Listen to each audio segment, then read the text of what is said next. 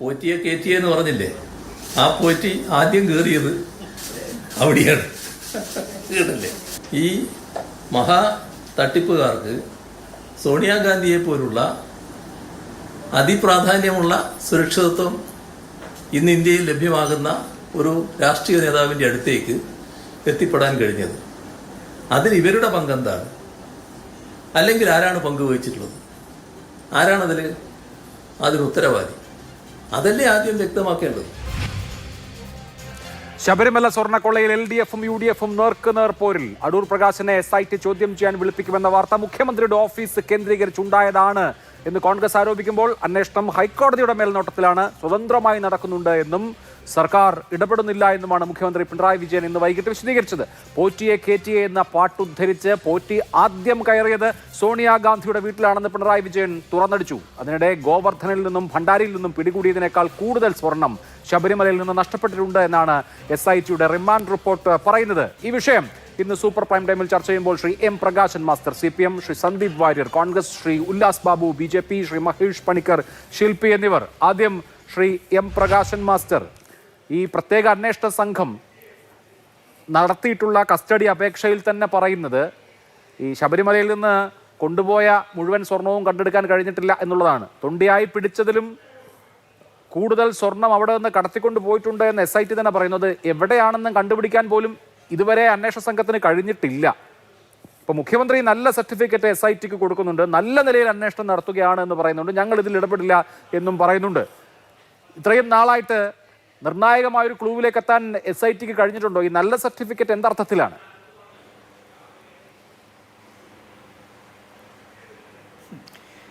ഈ വിഷയത്തിലുള്ള CPM-ന്റെ നിലപാട് പാർട്ടിയും ഗവൺമെൻറ് നിലപാട് മുഖ്യമന്ത്രിയും പല തവണ ആവർത്തിച്ചിട്ടുള്ളതാണ്. ഇന്നത്തെ പത്രസമ്മേളനത്തിലും ബഹുമാനായിട്ടുള്ള മുഖ്യമന്ത്രി ആ കാര്യം പറഞ്ഞിട്ടുണ്ട്. ഈ വിഷയത്തിൽ ഏതെങ്കിലും നിലയിൽ പാർട്ടി എന്നുള്ള നിലക്കോ ഗവൺമെൻറ് എന്നുള്ള നിലക്കോ ഇടപെടുന്ന പ്രശ്നമില്ല. എന്തുകൊണ്ടെന്നാൽ അന്വേഷണം നടക്കുന്നത് ഹൈക്കോടതിയുടെ നേതൃത്വത്തിലാണ്, അതിൻ്റെ പരിശോധനയിലെ അടിസ്ഥാനത്തിലാണ്. അത് സംബന്ധിച്ച് അന്വേഷണം നടന്നുകൊണ്ടിരിക്കുകയാണ്. അന്വേഷണം നടന്നുകൊണ്ടിരിക്കുന്നതിനിടയിൽ തന്നെ അപ്പോൾ കിട്ടിക്കൊണ്ടിരിക്കുന്ന ചില കാര്യങ്ങൾ വെച്ചുകൊണ്ട് അതിനെ ദുർവ്യാഖ്യാനം ചെയ്യുക, അതിനെ തെരഞ്ഞെടുപ്പിൻ്റെ ഫലത്തിന് വേണ്ടി ഉപയോഗിക്കുക, ഇതെല്ലാം ഈ കേരളത്തിൽ നടക്കുമ്പോൾ അതൊന്നും സംബന്ധിച്ചിടത്തോളം ഉള്ള ഒരു ഗൗരവമായിട്ടുള്ള ചർച്ചയല്ല ഇവിടെ നടക്കുന്നത്. ഇന്ന് തന്നെ ഇപ്പോൾ ചർച്ചയ്ക്ക് ആധാരമായിട്ടുള്ള വിഷയം കോൺഗ്രസിൻ്റെ ഒരു നേതാവിനെതിരായിട്ടുള്ള അന്വേഷണം നടക്കാനിടയുണ്ട് എന്നുള്ള വാർത്തയുടെ മേലെയാണ്. പക്ഷേ എനിക്കൊരു കാര്യം ബോധ്യമുണ്ട്, മാതൃഭൂമി ചാനൽ ഇന്നിക്കാര്യം ചർച്ച ചെയ്യുന്നത് ഇക്കാര്യത്തിൽ കോൺഗ്രസിന് എന്തെങ്കിലും പങ്കാളിത്തമുണ്ട് എന്ന് തെളിയിക്കാനോ LDF-ന് മാത്രമല്ല പങ്കാളിത്തം എന്ന് തെളിയിക്കാനോ അല്ല, ഏതെങ്കിലും ഗവൺമെന്റിനെയും കുറ്റപ്പെടുത്താൻ എന്തെങ്കിലും കാര്യങ്ങൾ. UDF-ന് പങ്കാളിത്തമുണ്ടോ LDF-ന് പങ്കാളിത്തമുണ്ടോ നമുക്ക് ചർച്ച ചെയ്ത് തീരുമാനിക്കാൻ പറ്റില്ലല്ലോ. അതിനല്ലേ ഒരു അന്വേഷണ സംഘത്തെ വിട്ടിരിക്കുന്നത്. അവര് വല്ലതും കണ്ടെത്തി തെളിയിച്ചാൽ നമുക്ക് നോക്കാം. അതല്ലാതെ ഇപ്പോൾ ചാനലിൽ അന്വേഷണം നടത്തിയിട്ട് ആരൊക്കെയാണ് പങ്കാളികളെന്ന് കണ്ടുപിടിക്കാൻ പറ്റുമോ? അല്ല, നിങ്ങൾ എന്നെ പഠിപ്പിക്കാൻ വേണ്ടി വർത്തമാനം പറഞ്ഞുകൊണ്ടിരിക്കുകയാണോ? നിങ്ങൾ എന്നോട് ചോദിച്ച ചോദ്യത്തിന് മറുപടി പറയാൻ എന്നെ സമ്മതിക്കണം. ഞാൻ പറയുന്നത് മാതൃഭൂമി ഇക്കാര്യം ചർച്ച ചെയ്യുന്നത് ഉദ്ദേശശുദ്ധിയോടെ അല്ല എന്ന് പറയാൻ വേണ്ടിയിട്ടാണ്. ഇന്നിപ്പോൾ അടൂർ പ്രകാശിനെതിരായിട്ട് അന്വേഷണം നടക്കുന്നുള്ള വാർത്ത സാധാരണ ഒരു CPM-നെതിരായിട്ടുള്ള ഒരാൾക്കെതിരായിട്ടാണെങ്കിൽ നിങ്ങളുടെ ചർച്ച എന്തായിരിക്കുമെന്ന് കാണികൾക്കറിയാം. നിങ്ങൾ ഇന്ന് കോൺഗ്രസ് ഇതിൽ കുറ്റവാളിയാണെന്ന് സ്ഥാപിക്കാനല്ല ചർച്ച എന്നാണ് ഞാൻ പറഞ്ഞു വെച്ചിട്ടുള്ളത്. നിങ്ങൾക്ക് എന്തു കാര്യത്തിനും നിങ്ങൾക്കൊരു അജണ്ടയുണ്ട്. കഴിഞ്ഞ കുറച്ച് കാലമായിട്ട് കേരളത്തിൽ മാതൃഭൂമി ഉൾപ്പെടെയുള്ള മാധ്യമങ്ങൾക്ക് ഒരു അജണ്ടയുണ്ട്. ആ അജണ്ട മറ്റൊന്നുമല്ല, കേരളത്തിന്റെ ചരിത്രത്തിൽ ആദ്യമായിട്ട് ഒരു രണ്ടാം ഊഴം LDF-ന്റെ ഗവൺമെന്റ്. ഞാൻ പറയട്ടെന്ന് നിങ്ങൾ അതിന് ചോദിച്ചോ? നിങ്ങൾ ക്ഷണിച്ചിട്ടേ വന്നതെന്ന്. ബുദ്ധിമുട്ടിക്കുന്നില്ലല്ലോ നിങ്ങളുടെ ഉദ്ദേശം. അതെ, ഞാൻ പറയുന്നത് നിങ്ങൾ 4 പേരെ CPM-നെതിരായിട്ട് പറയാൻ വേണ്ടി കൊണ്ടിരുത്തിയിട്ട് ഞാൻ പറയുമ്പോൾ ഇടപെടുന്നത് ശരിയല്ലെന്ന് ഞാൻ പറയുന്നേ. നിങ്ങളുടെ ഉദ്ദേശത്തെക്കുറിച്ച് ഞാൻ കാണികളോടെ പറയും, നിങ്ങളോടല്ല. മാതൃഭൂമിയുടെ ഉദ്ദേശം ഈ ചർച്ചയിൽ അടൂർ പ്രകാശനോ കോൺഗ്രസിനോ പങ്കുണ്ടോ എന്ന് സ്ഥാപിക്കലോ അത് സംബന്ധിച്ച് ചർച്ച ചെയ്യലോ അല്ല. നിങ്ങൾക്ക് ഇടതുപക്ഷത്തെയും ഈ ഗവൺമെന്റിനെയും കുറ്റപ്പെടുത്താൻ എന്തെങ്കിലും കിട്ടുമോ എന്നുള്ളതിലേക്കാണ് ചർച്ച, അല്ലാതെ വേറെ നിങ്ങൾ ചർച്ച ചെയ്യുന്നത്. ഇന്നത്തെ ചർച്ച സ്വാഭാവികമായിട്ട് ഇപ്പോൾ CPM-ന്റെ ഒരാളുടെ പേര് ഈ നിലക്ക് അന്വേഷിക്കാൻ വേണ്ടി പോകുന്നു എന്ന് വന്നാൽ മാതൃഭൂമിയുടെ ചർച്ച ഇങ്ങനെ ആയിരിക്കില്ലല്ലോ. മാതൃഭൂമി CPM-നെ കുറ്റപ്പെടുത്താൻ, അയാളെ കുറ്റപ്പെടുത്താൻ, അത് സ്ഥാപിച്ചെടുക്കാൻ എത്ര കാര്യമായിട്ട് ശ്രമിക്കുക. ഇവിടെ ഇപ്പം നിങ്ങൾ 3 പേരെ കൊണ്ട് അണിനിരത്തിയിരിക്കുന്നു. എന്തിനു വേണ്ടിയിട്ട്? നിങ്ങളുണ്ട് ഇവിടെ ഇടതുപക്ഷത്തെ കുറ്റപ്പെടുത്താൻ. ഞാൻ പറഞ്ഞു വന്ന കാര്യം, ഈ വിഷയത്തിൽ LDF ഗവൺമെൻറ് നിലപാട് പകൽ വെളിച്ചം പോലെ വ്യക്തമാണ്. ഈ ഗവൺമെൻറ് ഹൈക്കോടതിയുടെ ഒരു അന്വേഷണം വേണം, ഹൈക്കോടതി നിയന്ത്രിക്കുന്ന ഒരു സംവിധാനം വേണമെന്ന് ആവശ്യപ്പെട്ടത് ഈ ഗവൺമെൻറ്റാണ്. അത് വെച്ചുകൊണ്ട് ഹൈക്കോടതി നിർദ്ദേശമനുസരിച്ചാണ് ഇവിടെ സ്പെഷ്യൽ ഇൻവെസ്റ്റിഗേഷൻ ടീം നിശ്ചയിച്ചിരിക്കുന്നത്. അവരന്വേഷിക്കുകയാണ്. അവരന്വേഷിച്ചുകൊണ്ടിരിക്കുന്നതിൽ ഗവൺമെൻറ് ഇടപെടില്ല എന്നുള്ള കാര്യം ഗവൺമെൻറ് നേരത്തെ പ്രഖ്യാപിച്ചിട്ടുണ്ട്, മുഖ്യമന്ത്രി ആവർത്തിച്ച് പ്രഖ്യാപിച്ചിട്ടുണ്ട്. പക്ഷേ നിങ്ങൾക്ക് ആവശ്യം അത്തരം കാര്യങ്ങൾ ചർച്ച ചെയ്യലല്ല, അത്തരം കാര്യങ്ങൾ ആളെ ബോധ്യപ്പെടുത്താനല്ല. ഒരു LDFൻ്റെ ഗവൺമെൻറ് ഭരിക്കുമ്പോൾ LDFൻ്റെ ഭാഗമായി നിൽക്കുന്ന ഒരാളെ അറസ്റ്റ് ചെയ്യുന്ന വിഷയത്തിലടക്കം LDFൻ്റെ ഗവൺമെൻറ് ഇടപെട്ടിട്ടില്ല എന്നുള്ളത് നാട്ടുകാർക്കെല്ലാം ബോധ്യമാണല്ലോ. അങ്ങനെ ആയിരിക്കും അവിടെ UDF ആണ് ഭരിക്കുന്നെങ്കിൽ, അങ്ങനെ അല്ലെന്നുള്ള ആർക്കറിയാതിരിക്കുന്നത്. അപ്പം അതുകൊണ്ട് അത്ര ന്യായമായ നിലക്ക് കാര്യങ്ങൾ സ്വീകരിക്കുന്ന ഗവൺമെന്റിനെ കുറ്റപ്പെടുത്താൻ വേണ്ടിയാണ് നിങ്ങളുടെ ചർച്ച എന്ന് ഞാൻ പറഞ്ഞത്. SIT ഹൈക്കോടതിയുടെ മേൽനോട്ടത്തിലാണ്, ഞങ്ങൾക്ക് അതിൽ റോളൊന്നുമില്ല എന്ന്. ഞങ്ങളുടെ കൂട്ടത്തിൽപ്പെട്ട ആരെയും സംരക്ഷിക്കുന്നില്ല എന്നും പറഞ്ഞു. അപ്പൊ പിന്നെ എനിക്ക് ഗവൺമെന്റിനെ കുറ്റപ്പെടുത്തേണ്ട കാര്യമില്ലല്ലോ. ഇപ്പൊ SIT സംഗതി കണ്ടുപിടിച്ചോ ഇല്ലയോ എന്നൊക്കെ ചോദിക്കാൻ ഏത് പൗരനും അവകാശമില്ല. നിങ്ങൾ ഗവൺമെന്റിനെ കുറ്റപ്പെടുത്തുന്നതല്ല, നിങ്ങൾ 3 പേരെ അണിനിരത്തിയിട്ടുണ്ടല്ലോ ഇതിനകത്ത്. ഗവൺമെന്റിനെ കുറ്റപ്പെടുത്തിയിട്ട് ചർച്ച അവസാനിപ്പിക്കത്തക്ക നിലയ്ക്ക് ഗവൺമെന്റിനെ കുറ്റപ്പെടുത്തുന്നത് നിരോധിച്ചോ ഈ രാജ്യത്ത്? മാതൃഭൂമി യഥാർത്ഥത്തിൽ കേരളത്തിലെ ഗവൺമെന്റിനെ അപകീർത്തിപ്പെടുത്താൻ വേണ്ടിയിട്ട് എല്ലാ നിലക്കും ശ്രമം നടത്തുന്നതാണ് ഈ മാതൃഭൂമി ചാനൽ. ആർക്കറിയാതിരിക്കുന്നേ? ചോദ്യം ചോദിച്ചാൽ എങ്ങനെ അപകീർത്തിപ്പെടുത്തലാവുക? എന്ത് അപകീർത്തിയാ ഇപ്പൊ ഉണ്ടായത്? മാതൃഭൂമി എന്ത് അപകീർത്തിയാ പറഞ്ഞത്? ഞാൻ ചോദിക്കട്ടെ, ഇന്നത്തെ ചർച്ചക്ക് ആധാരമായിട്ട് വിഷയം എന്താ? ഇന്നത്തെ ചർച്ചയ്ക്ക് ആധാരമായിട്ടുള്ള വിഷയം ശബരിമല സ്വർണ്ണക്കൊള്ള. അതിൽ എന്ന് പറഞ്ഞാൽ ബഹുമാനപ്പെട്ട ശബരിമല കൊല്ലത്തിന് മുമ്പിൽ വന്നിട്ടുള്ള ഈ അന്വേഷണ സംഘത്തിന്റെ അന്വേഷണ ഉദ്യോഗസ്ഥരുടെ പോലീസ് സൂപ്രണ്ട് അഡീഷണൽ ഡയറക്ടർ ശശിധരന്റെ ഈ റിപ്പോർട്ട് 1, 2 അടൂർ പ്രകാശനെ ചോദ്യം ചെയ്യുമെന്ന കാര്യത്തിൽ മുഖ്യമന്ത്രിയുടെ ഓഫീസിൽ വ്യക്തത വരുത്തിയത്. ഇതെല്ലാം കഴിഞ്ഞ് മുഖ്യമന്ത്രി നടത്തിയ വാർത്താ സമ്മേളനം, കേരളത്തിലെ മുഖ്യമന്ത്രി വാർത്താ സമ്മേളനം നടത്തിയാൽ ആ ദിവസത്തെ ഏറ്റവും പ്രധാനപ്പെട്ട വാർത്ത അതല്ലേ? ഒരു മണിക്കൂർ നേരമുള്ള ചർച്ചയിൽ നിങ്ങൾക്ക് എനിക്ക് അനുവദിക്കാൻ വേണ്ടി പോകുന്നു 10 മിനിറ്റോ 15 മിനിറ്റോ ആണ്. അതിനിടയിൽ നിങ്ങൾ ഇങ്ങനെ കയറി സംസാരിക്കേണ്ട കാര്യമില്ലെന്ന് ഞാൻ മറുപടി പറയല്ലേ പ്രകാശ് മാഷേ? നിങ്ങൾക്ക് പ്രയാസം ഉണ്ടാവും, എനിക്കൊരു പ്രയാസവും ഇല്ല. നിങ്ങളെ ചോദ്യത്തിന് ഞാൻ നിങ്ങൾ അധ്യാപകൻ, ഞാൻ കുട്ടിയാ? അതാണ് ചോദിച്ചത്. നിങ്ങളുടെ ചോദ്യത്തിന് ഉത്തരം പറയാൻ വേണ്ടി മാത്രം ഞാൻ ഇരിക്കാൻ, ഞാൻ നിങ്ങൾ അധ്യാപകൻ, ഞാൻ കുട്ടിയാ അല്ലെന്നല്ലോ. അല്ല, അധ്യാപകർ കുട്ടികൾ മാത്രമാണോ ചോദ്യം ചോദിക്കുക ഒരു രാജ്യത്ത്? നിങ്ങളുടെ ചോദ്യത്തിന് പത്രക്കാർ ചോദിക്കുന്ന ചോദ്യമല്ലേ? ആരോ ചോദിച്ചോട്ടെ, നിങ്ങൾ എന്നോട് ചോദിച്ചല്ലോ. ഇന്നലെ വെള്ളാപ്പള്ളി നടേശൻ മൈക്ക് തട്ടി മാറ്റുന്നതല്ലോ. ഇന്നിപ്പോ നമ്മൾ ഇത്രയും ദൂരത്തായതുകൊണ്ട് തട്ടി മാറ്റുന്നില്ലെന്നേ ഉള്ളൂ. നിങ്ങൾക്ക് എനിക്ക് ഉത്തമമായ ബോധ്യമുണ്ട്. നിങ്ങൾ വെള്ളാപ്പള്ളി നടേശൻ ജാതി ഇതിനോടെല്ലാം CPM അനുരണനം കാണിക്കുന്നു, അതുപോലെ LDF എതിർക്കുന്നില്ല, പിണറായി വിജയൻ അതിനോട് സംസാരിക്കുന്നില്ല. ഇത് പറയാനാണ് ചർച്ച എന്നുള്ളത് മലയാളികൾക്ക് പൊതുവിൽ അറിയാം. ഇതൊന്നും പറയാനല്ലായിരുന്നു ചർച്ച. ഞാൻ ഈ ചർച്ചയിൽ പങ്കെടുക്കുന്നത് CPM എന്ന നിലപാട് പറയാനാണ്. അത് പറയാൻ എനിക്ക് അവസരം വേണം. പിന്നെ നിങ്ങൾ ഉദ്ദേശിക്കുന്ന കാര്യം പറയാനല്ല ഞാൻ ഇരിക്കുന്നത് നിങ്ങളുടെ ചർച്ച തന്നെ എന്തിനു വേണ്ടിയാണെന്ന് പറയാൻ വേണ്ടിയിട്ടാണ്. നിങ്ങളുടെ ഇന്നത്തെ ചർച്ചാ വിഷയം ചർച്ചയിൽ പങ്കെടുക്കാനല്ല, ചർച്ച എന്തിനാണെന്ന് പറയാൻ വേണ്ടിയിട്ടാണ് വന്നത്. അങ്ങ് കോൺഗ്രസിനെ കുറിച്ചോ ഒന്നുമല്ല, അത് തീർച്ചയായിട്ടും. ശരി, എന്താ പറയണ്ടേ? ആളുകളോട് പറയണ്ടേ? ശരി, അങ്ങനെ ആവട്ടെ. നിങ്ങളുടെ ചർച്ച എന്തിനു വേണ്ടിയാ മലയാളിക്ക് അത് അറിയാം. പക്ഷേ അത് കാണികളോട് പറയാൻ ഉത്തരവാദിത്തം നമുക്കുണ്ടല്ലോ. നിങ്ങളുടെ ചർച്ച LDFനെ ഇനിയും എങ്കിലേക്ക് കുറ്റപ്പെടുത്താൻ ചില പോയിന്റുകൾ കിട്ടുമോ നോക്കാനാണ്. അല്ലാതെ കോൺഗ്രസിനോ അടൂർ പ്രകാശിനോ ഇതിനകത്ത് എന്തെങ്കിലും പങ്കുണ്ടോ എന്ന വിഷയം വന്നിരിക്കുന്നു. ഇത് കോൺഗ്രസ് മറുപടി പറയേണ്ട വിഷയമാണ് എന്ന് പറയാനൊന്നുമല്ല. മറുപടി പറയാനുള്ള വിഷയമാണെന്ന് പറയാൻ കുറ്റപ്പെടുത്താൻ ഞാൻ അവരോടൊരു ചോദ്യം ചോദിക്കാൻ വരെ അങ്ങ് കാത്തു നിന്നില്ലല്ലോ. ഞാൻ കോൺഗ്രസ് പ്രതിനിധിയോട് ഈ ചർച്ചയിൽ ഇതുവരെ ഒരു ചോദ്യം ചോദിക്കാൻ ഉള്ള സമയം പോലും ആയിട്ടില്ല. ആദ്യമായിട്ടാണോ? മുൻവിധിയാണ്. മാതൃഭൂമിയുടെ ചർച്ചയിൽ ഞാൻ ആദ്യമായിട്ടൊന്നല്ല പങ്കെടുക്കുന്നത്. ഇതിനാണ് നമ്മൾ മുൻവിധി എന്ന് പറയുന്നത്. ഞാൻ ആദ്യമായിട്ടൊന്നല്ലല്ലോ പങ്കെടുക്കുന്നത്. ശരി, അപ്പോ അതാണ് മുൻവിധിയുണ്ട്. കേരളത്തിലെ ജനങ്ങൾക്കെല്ലാം മുൻവിധിയുണ്ട്. മാതൃഭൂമി എന്ന് പറയുന്നത് LDF വിരുദ്ധ മാധ്യമമാണ്. ശരി, ആ മുൻവിധി കൊണ്ടായിരിക്കും അവർ തദ്ദേശ തെരഞ്ഞെടുപ്പിൽ വോട്ട് ചെയ്തതും. കഴിഞ്ഞ 10 കൊല്ലക്കാലമായിട്ട് നിങ്ങളുടെ പ്രവർത്തനം നോക്കുന്ന, കഴിഞ്ഞ 10 കൊല്ലമായിട്ട് നിങ്ങളെ കാണുന്ന ഏത് മലയാളിക്കും അറിയാം മാതൃഭൂമി ഒരു LDF വിരുദ്ധ മാധ്യമമാണ്. ശരി, LDF വിരുദ്ധ വാർത്തകളാണ് നിങ്ങൾ ചർച്ച ചെയ്യുന്നത്. ശരി, മാതൃഭൂമി ഒരു LDF വിരുദ്ധ മാധ്യമമാണെന്ന് പറയാനുള്ള ജനാധിപത്യപരമായ അവകാശം എന്തായാലും അങ്ങേക്കുണ്ട്. അതിലിപ്പോ ഞാൻ കുറ്റമൊന്നും പറയുന്നില്ല. ശരി, അങ്ങ് അത് പറഞ്ഞോളൂ, പറഞ്ഞുകൊണ്ടേ ഇരുന്നോളൂ. വിമർശിക്കുന്ന അല്ലെങ്കിൽ ചോദ്യം ചോദിക്കുന്ന അത് തെറ്റാണെന്ന് പറയുന്ന എല്ലാവരും വിരുദ്ധരാണ്. നമ്മുടെ മുകളിലുള്ള ആളുകൾ രാജ്യദ്രോഹികളെന്നാണ് പറയുന്നത്. എന്തായാലും അതുപോലെ പറയുന്നില്ലല്ലോ, വിരുദ്ധരാണെന്നല്ലേ പറയുന്നുള്ളൂ. വിരുദ്ധത ഒരു മോശം കാര്യമൊന്നുമല്ലല്ലോ. ശരി, ഞാൻ അങ്ങയിലേക്ക് വരാം. ശ്രീ രാജ്യദ്രോഹികൾ എന്ന് പറയുന്നതിന് എതിർക്കുന്നവരുടെ കൂടുതൽ ഞങ്ങൾ രാജ്യദ്രോഹികൾ എന്ന് പറയുന്നതിന് എതിർക്കുന്നവരുടെ കൂടുതൽ മുൻപന്തിയിൽ നമ്മളുണ്ട്. അതെ, നിങ്ങളെക്കാളേറെ. ശരി ശരി, അത്തരം കാര്യങ്ങളൊക്കെ ഞങ്ങളുടെ പാർട്ടിക്ക് ഒരു നിലപാടുണ്ട്. ശരി, നല്ലത്, എന്നൊരു സംശയം വേണ്ട. ശരി, ഞങ്ങൾക്ക് എതിരായിട്ട് പറയുന്നുള്ളതുകൊണ്ട് മാതൃഭൂമിയോട് വായടപ്പിക്കാൻ ആരെങ്കിലും വന്നാൽ ഞങ്ങൾ നിങ്ങളുടെ കൂടെ ഉണ്ടാവുക. ശരി, സംശയം വേണ്ട. ശരി, ഓക്കെ, ആയിക്കോട്ടെ. സ്വാതന്ത്ര്യത്തിന് വേണ്ടി നിലകൊള്ളുന്നവരാണ്. ശരി ശരി ശരി ശരി ശരി ശ്രീ സന്ദീപ് വാര്യർ, ഇന്ന് മുഖ്യമന്ത്രിയുടെ ഭാഗത്തു നിന്ന് വീണ്ടും അറ്റാക്കാണ് ഉണ്ടായിട്ടുള്ളത്. ലക്ഷ്യം വളരെ വ്യക്തമാണ്. പോറ്റിയെ കയറ്റി എന്ന പാട്ട് മുഖ്യമന്ത്രി ഉദ്ധരിക്കുന്ന ദിവസമാണ് ഇന്നത്തെ ജനുവരി 1.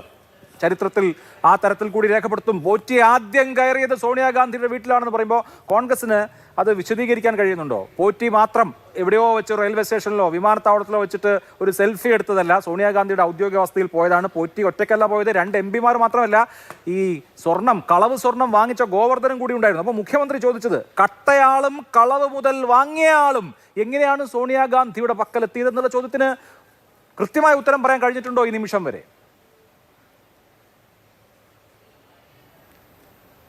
ശൈബ്ലാഷ്, ഇന്നത്തെ ചർച്ച തുടങ്ങുന്ന സമയത്ത് തന്നെ CPM-ന്റെ ബഹുമാനായിട്ടുള്ള പ്രതിനിധി ശ്രീ M. പ്രകാശൻ, അദ്ദേഹം വളരെ വയലന്റ് ആയിട്ടാണ് പ്രതികരിക്കുന്നത്. അദ്ദേഹം ഈ ചർച്ചയിൽ പങ്കെടുക്കാനല്ല, മറിച്ച് ഈ ചർച്ച നടത്തുന്നതിന്റെ ഉദ്ദേശം വിശദീകരിക്കാനാണ് വന്നതെന്നൊക്കെ പറഞ്ഞു.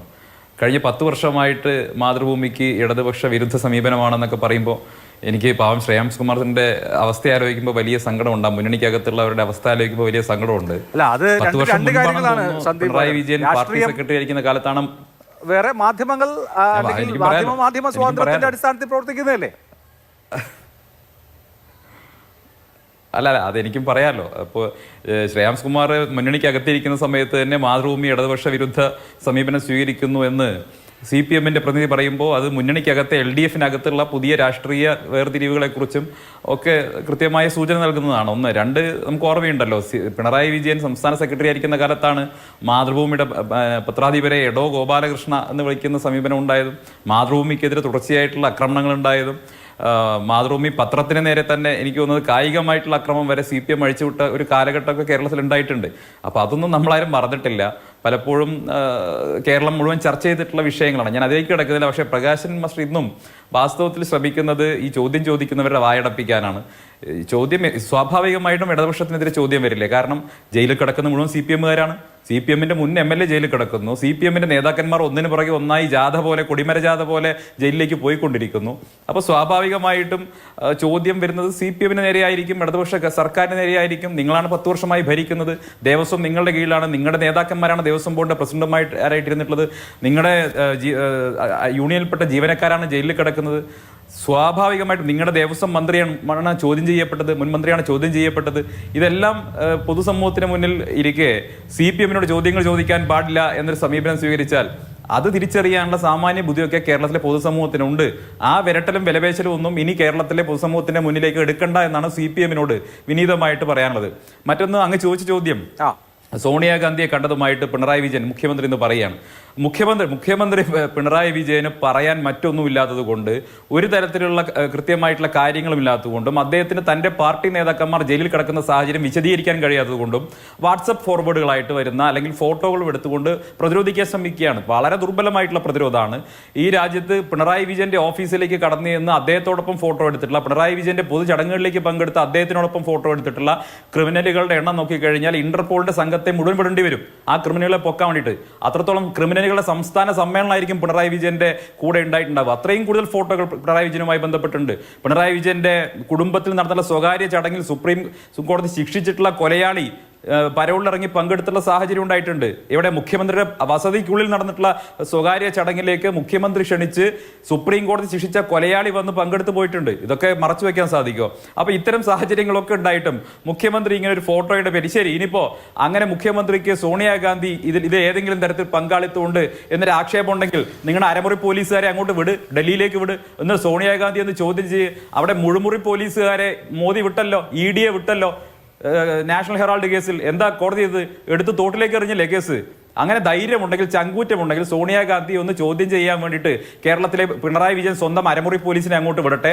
എന്താണ് സംഭവിക്കാൻ നമുക്ക് കാണാം. ഇപ്പൊ കേരളത്തിൽ മാത്രം ചർച്ച ചെയ്യുന്ന പിണറായി വിജയൻ നടത്തിയിട്ടുള്ള ഈ സ്വർണ്ണക്കൊള്ള അഖിലേന്ത്യാ അടിസ്ഥാനത്തിൽ ചർച്ച ചെയ്യപ്പെടാൻ ഇത് കാരണമാവും എന്ന് മാത്രമേ പറയാനുള്ളൂ. അഖിലേന്ത്യാ നേതൃത്വത്തിന് എന്തായാലും ഇത്തരം ഒരു ആക്ഷേപം ഞാൻ കരുതുന്നില്ല. ഇപ്പോ ഈ കാര്യത്തിൽ എന്തെങ്കിലും മനസ്സറിവുള്ളതായി പിണറായി വിജയൻ ആരോപിച്ച് കണ്ടില്ല. പക്ഷേ സോണിയാഗാന്ധിയുടെ വസതിയിലേക്ക് എങ്ങനെ ഇയാൾ എത്തി എന്നുള്ളത് ചോദ്യമാണല്ലോ. ഇപ്പോൾ ഒരാൾ ഒരു പോറ്റി മാത്രമല്ല, ഇയാൾ ശബരിമലയിൽ നിന്ന് ഇളക്കിക്കൊണ്ടുപോയ സ്വർണം വിറ്റിട്ടുള്ള, ഇതിന്റെ തൊണ്ടി പിടിച്ചിട്ടുള്ള ഗോവർദ്ധനം ഉണ്ടായിരുന്നു. അപ്പോൾ അവർ സോണിയാഗാന്ധിയെ കാണുന്നു, സോണിയാഗാന്ധിയുടെ കയ്യിൽ ഒരു ഇത് കെട്ടിക്കൊടുക്കുന്നു, ഒരു എന്തോ സാധനം കെട്ടിക്കൊടുക്കുന്നു, ഉപഹാരങ്ങൾ കൊടുക്കുന്നു. സോണിയാഗാന്ധി Z+ കാറ്റഗറി സുരക്ഷയിലുള്ള ഒരു പ്രധാനപ്പെട്ട രാജ്യത്തെ VVIP ആണ്. വെറുതെ ആർക്കും പോയി അവരെ കാണാൻ കഴിയില്ല. കേരളത്തിൽ നിന്നുള്ള 2 പാർലമെന്റ് അംഗങ്ങൾ ഈ പറഞ്ഞ തട്ടിപ്പുകാരോടൊപ്പം ഉണ്ട്. ശരി, സോണിയാഗാന്ധിയെ കണ്ടാൽ അവർക്കെന്ത് പങ്കാളിത്തമെന്ന് ചോദിക്കാം. ഇവരെങ്ങനെ സോണിയാഗാന്ധിയുടെ വീട്ടിലെത്തി എന്നുള്ളത് ചോദ്യമാണല്ലോ. അത് വിശദീകരിക്കേണ്ടത് അടൂർ പ്രകാശും അതുപോലെ തന്നെ ആന്റണിയും കൂടിയല്ലേ. അത് വിശദീകരിച്ചിട്ടുണ്ടോ? പോറ്റിയെ കയറ്റിയെ സോണിയാഗാന്ധിയുടെ വീട്ടിൽ കയറ്റിയത് ആരെന്നാണ് മുഖ്യമന്ത്രി ചോദിക്കുന്നത്. SITക്ക് അങ്ങനെ സംശയം ഉണ്ടെങ്കിൽ SIT അന്വേഷിക്കട്ടെന്നേ. ഒന്ന്. രണ്ടാമത്തെ കാര്യം എന്താ, ഇപ്പോൾ സോണിയാഗാന്ധിക്ക് Z+ കാറ്റഗറി സുരക്ഷയാണെന്ന് പറഞ്ഞു, സമ്മതിക്കുന്നു. മുഖ്യമന്ത്രിയുടെ സുരക്ഷ എന്താ? Z+ അല്ലേ? ആ Z+ കാറ്റഗറിയുള്ള മുഖ്യമന്ത്രിയുടെ സംസ്ഥാനത്തെ ദേവസ്വം വകുപ്പ് സ്വാഭാവികമായിട്ടും അതിന്റെ ഭരണനിർവഹണത്തിലിരിക്കുന്ന ഇടതുപക്ഷ സർക്കാരിന്റെ തലവന്, ആ തലവൻ ഈ സ്വർണ്ണക്കേസിലെ പ്രതിയുടെ, ഈ സ്വർണ്ണ തട്ടിപ്പ് കേസിലെ പ്രതിയുടെ നിന്ന് താക്കോൽ ഏറ്റുവാങ്ങിയല്ലോ. Z+ കാറ്റഗറിയുള്ള ഈ സ്വർണ്ണ തട്ടിപ്പ് നടന്ന കാലഘട്ടത്തിൽ. അപ്പൊ അതല്ലേ കൂടുതൽ ഗൗരവതരമായിട്ടുള്ളത്. അത് വിശദീകരിക്കേണ്ട മുഖ്യമന്ത്രി അത് പറയാതെ എന്തിനാണ് സോണിയാഗാന്ധിയോടൊപ്പം ഫോട്ടോ ഉണ്ടെന്ന് പറയുന്നത്? നോക്കൂ, ഇത്തരം ഫ്രോഡുകളുടെ, ഇത്തരത്തിലുള്ള തട്ടിപ്പുകാരുടെ മോഡസ് ഓപ്പറാണ്ടിയാണ് പ്രധാനപ്പെട്ട ആളുകളെ പല വിധത്തിൽ പോയി കണ്ട്, അപ്പോയിന്റ്മെന്റ് എടുത്ത് പോയി കണ്ട്, എന്തെങ്കിലും പൂജ ചെയ്തിട്ടുള്ള ദ്രവ്യമാണെന്നൊക്കെ പറഞ്ഞ് കൊണ്ടുപോയി കൊടുക്കുക, എന്നിട്ട് ഫോട്ടോ എടുക്കുക. അത് അവർ പ്രചരിപ്പിക്കും, അത് അവരുടെ മറ്റു താല്പര്യങ്ങൾ കൊണ്ട് പ്രചരിപ്പിക്കും. അവരെ ഒരു വ്യക്തിപരമായിട്ടുള്ള അനുഭവം പറയാം. ഈ കേരളത്തിൽ ഇക്കഴിഞ്ഞ ദിവസം നമ്മുടെ നടൻ ശ്രീനിവാസന്റെ മരണവുമായി ബന്ധപ്പെട്ട് നടന്നിട്ടുള്ള ചർച്ചയിൽ ഉയർന്നു വന്നിട്ടുള്ള ഒരു തട്ടിപ്പുകാരന്റെ പേരുണ്ട്. ഒരു ഘട്ടത്തിൽ വളരെ ആകസ്മികമായിട്ട് ഈ തട്ടിപ്പുകാരനൊപ്പം ഒരു ഫോട്ടോ എടുക്കേണ്ടി വന്നിട്ടുള്ള അധഭാഗ്യനാണ് ഞാൻ. വളരെയധികം ഞാൻ ഭയന്നിരുന്നു. സ്വാഭാവികമായിട്ടും നാളെ ഇയാളെ പിടിക്കപ്പെടുന്ന സാഹചര്യത്തിൽ എൻ്റെ ഫോട്ടോ കയറി വരുമോ എന്നുള്ളൊരു ഭയം എനിക്കുണ്ടായിരുന്നു. പക്ഷേ ഞാൻ പിന്നീട് ഇയാളുടെ സാമൂഹ്യ മാധ്യമ അക്കൗണ്ടുകൾ പരിശോധിച്ചപ്പോൾ ഇയാൾ പിടിക്കപ്പെട്ടതിൻ്റെ പേരിൽ, ഇയാളുടെ പേരിൽ കൂടെ ഫോട്ടോ ഉള്ളതിൻ്റെ പേരിൽ രാജിവെക്കേണ്ടി വരികയാണെങ്കിൽ ഈ രാജ്യത്തെ മുഴുവൻ രാഷ്ട്രീയക്കാരും രാജിവെക്കേണ്ടി വരും. ആ അവസ്ഥയാണ്. നിങ്ങൾ കയറി പരിശോധിച്ചാൽ മതി. ഈ രാജ്യത്തെ സൈനികോദ്യോഗസ്ഥർ മുതൽ ജുഡീഷ്യൽ സംവിധാനത്തിലുള്ള ആളുകൾ മുതൽ പിന്നെ ഭരണഘടനാ സ്ഥാപനങ്ങളിലിരിക്കുന്നവർ മുതൽ ഗവർണർമാർ മുതൽ MP-മാർ, മന്ത്രിമാർ, മുഖ്യമന്ത്രിമാർ, ഇവർ മുഴുവൻ ഈ തട്ടിപ്പുകാരൻ്റെ ഒപ്പം ഫോട്ടോയിലുണ്ട്, രാഷ്ട്രീയ നേതാക്കൾ. അപ്പൊ ഇത് ഇവരുടെ ഒരു മോഡസ് ഓപ്പറാണ്ടിയാണ്. സോണിയാഗാന്ധിയെ സ്വാഭാവികമായിട്ട് ഒരു പക്ഷേ അവർ ആ സമയത്ത് അപ്പോയിന്റ്മെന്റ് എടുത്ത് കണ്ടിട്ടുണ്ടാകും. ഏതെങ്കിലും തരത്തിൽ ശബരിമലയിൽ നിന്ന് വന്നിട്ടുള്ള പ്രീസ്റ്റ് ആണെന്ന് പറഞ്ഞ് ചിലപ്പോൾ പ്രസാദമോ മറ്റോ കൊടുത്തിട്ടുണ്ടാവും. അതിലേതെങ്കിലും തരത്തിൽ SITക്ക് സംശയം ഉണ്ടെങ്കിൽ പോയി അന്വേഷിക്കട്ടെന്നേ. അതിലെന്താ സംശയമുള്ളത്? അതിലെന്തോ തർക്കമുള്ളത്? അതാണല്ലോ ഞാൻ വെല്ലുവിളിച്ചുകൊണ്ട് പറഞ്ഞത്. പിണറായി വിജയൻ അരമുറി പോലീസിന് ആർജവമുണ്ടെങ്കിൽ പോയിട്ട് സോണിയാഗാന്ധിയെ ചോദ്യം ചെയ്യട്ടെന്നേ. എന്നിട്ട് ചോദിക്കട്ടെ, നിങ്ങൾ എങ്ങനെ അപ്പോയിന്റ്മെന്റ് കൊടുത്തു ചോദിക്കട്ടെ. നമ്പർ 10 ചെറുപ്പത്തിലെ സോണിയാഗാന്ധിയുടെ വിസിറ്റേഴ്സ് ഡയറി എടുത്ത് പരിശോധിക്കട്ടെ. എന്നിട്ട് കണ്ടുപിടിക്കട്ടെ എന്തിനാണ് ഇവിടെ ഇരുന്നിട്ട് ഈ പത്രസമ്മേളനത്തിൽ തള്ളുന്നത്. മുഖ്യമന്ത്രിയുടെ സഹപ്രവർത്തനം എങ്ങനെ ജയിലിൽ കിടക്കുന്നു എന്നാണ് വിശദീകരിക്കുന്നത്. മുഖ്യമന്ത്രി പാർട്ടിക്കാരെങ്ങനെ ജയിലിൽ കിടക്കുന്നു എന്നാണ് വിശദീകരിക്കുന്നത്. സ്വർണം കട്ടവർ സഖാക്കളാണ് എന്നുള്ള കാര്യം ക്ലിയർ അല്ലേ? സഖാക്കളാണ് അയ്യപ്പ എന്ന് എഴുതിയതിൽ എന്താ തെറ്റുള്ളത്? സ്വർണം കട്ടവരാണ് ആരാണെന്ന് തന്നെ ചോദ്യം. സ്വർണം കട്ടത് സഖാക്കളാണ്, ഒരു സംശയവും വേണ്ട. ശരി, ഓക്കെ. അതാണ് കോൺഗ്രസിന്റെ ടേക്ക്. ഞാൻ വരാം. ശ്രീ ഉല്ലാസ് ബാബു, സാധാരണ നിലയിൽ ഗാന്ധി കുടുംബത്തിനെതിരെ എന്തെങ്കിലും കിട്ടിയാൽ കയറി പിടിക്കുന്നതാണ് BJP. ഇവിടെ ആവർത്തിച്ച് കേരള മുഖ്യമന്ത്രി പിണറായി വിജയൻ സോണിയാഗാന്ധിയുടെ വസതിയിൽ ചെന്ന് ഈ സ്വർണ്ണ തട്ടിപ്പുകാർ ഉപഹാരങ്ങൾ കൊടുത്തതിനെ പരാമർശിച്ച് വാർത്താ സമ്മേളനം നടത്തുന്നു. ഇന്ന് മുഖ്യമന്ത്രിയുടെ വാചകം, കട്ടയാളും കളവ് മുതൽ വാങ്ങിയാളും ഇവർ രണ്ടുപേരും ഒന്നിച്ച് എങ്ങനെ സോണിയാഗാന്ധിയുടെ അടുത്തെത്തി എന്ന് ചോദിക്കുന്നു കേരള മുഖ്യമന്ത്രി.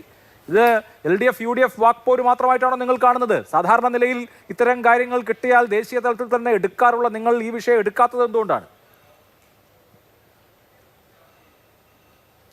അല്ല അഭിലാഷ്, അതിനകത്ത് വളരെ കൃത്യമായിട്ടുള്ള ഒരു കാര്യമുണ്ട്. കാരണം ഇപ്പോൾ പ്രകാശം മാഷ് എന്താണ് പറഞ്ഞത്? പ്രകാശം മാഷ് പറഞ്ഞത് ഇത് മാതൃഭൂമി നടത്തുന്ന ചർച്ചയിൽ ആ ചർച്ച എങ്ങനെ പോകുന്നു എന്ന് പറയാൻ വേണ്ടിയിട്ടാണ് ഞാൻ വന്നത്. അല്ലാതെ ഈ വിഷയം സംസാരിക്കാൻ വേണ്ടിയിട്ടല്ല അദ്ദേഹം വന്നതെന്ന് പറഞ്ഞു.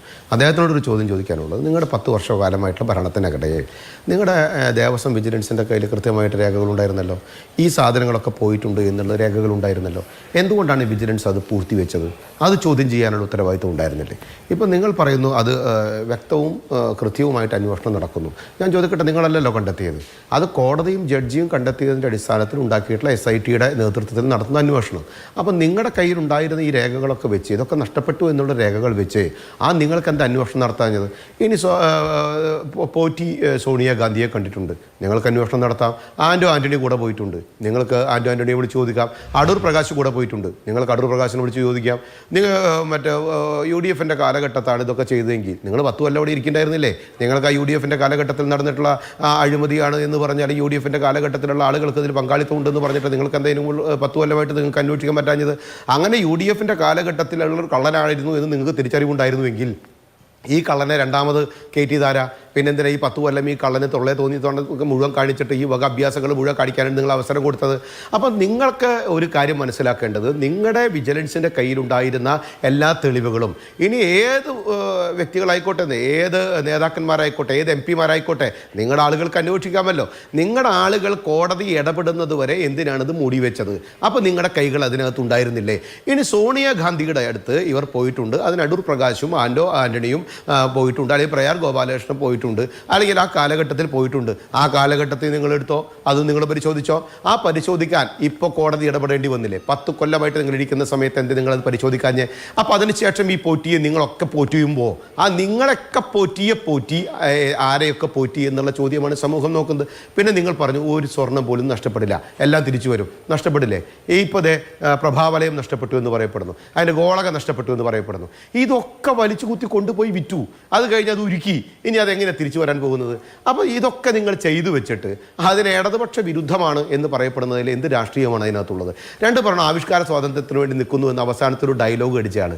എന്ത് ആവിഷ്കാര സ്വാതന്ത്ര്യം? പാട്ട് എഴുതിയതിൻ്റെ പുറകെ പോയിട്ട് കേസെടുത്ത രാഷ്ട്രീയ പാർട്ടിയാണ് ആവിഷ്കാര സ്വാതന്ത്ര്യം മാതൃഭൂമിയുടെ സംരക്ഷിക്കുമെന്ന് പറയപ്പെടുന്നത്. എൻ്റെ മാഷേ, ഒരു കാര്യം നിങ്ങൾ വ്യക്തമാക്കുക. നിങ്ങളുടെ മുഖ്യമന്ത്രി, നിങ്ങളുടെ ആഭ്യന്തരമന്ത്രി, നിങ്ങളുടെ ദേവസ്വം മന്ത്രി ഇവിടെ ഉണ്ടായിരുന്നിരിക്കെ, നിങ്ങളുടെ നേതൃത്വത്തിലുള്ള ദേവസ്വം ബോർഡ് ഉണ്ടായിരിക്കെ, നിങ്ങളുടെ നേതാക്കന്മാരായിട്ടുള്ള 2 പേർ ഇപ്പോൾ ജയിലിലിരിക്കെ, അവർ ഇതിനകത്ത് കൃത്യമായിട്ടുള്ള മറുപടി കൊടുത്തിട്ടുണ്ടല്ലോ.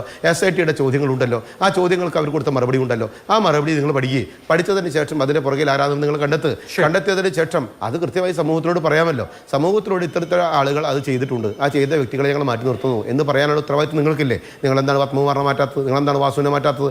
നിങ്ങളെന്താണ് വിജയകുമാറിൻ്റെ വിഷയത്തിൽ തീരുമാനം എടുക്കാത്തത്? നിങ്ങളെന്താ ശങ്കരദാസിൻ്റെ വിഷയത്തിൽ തീരുമാനം എടുക്കാത്തത്?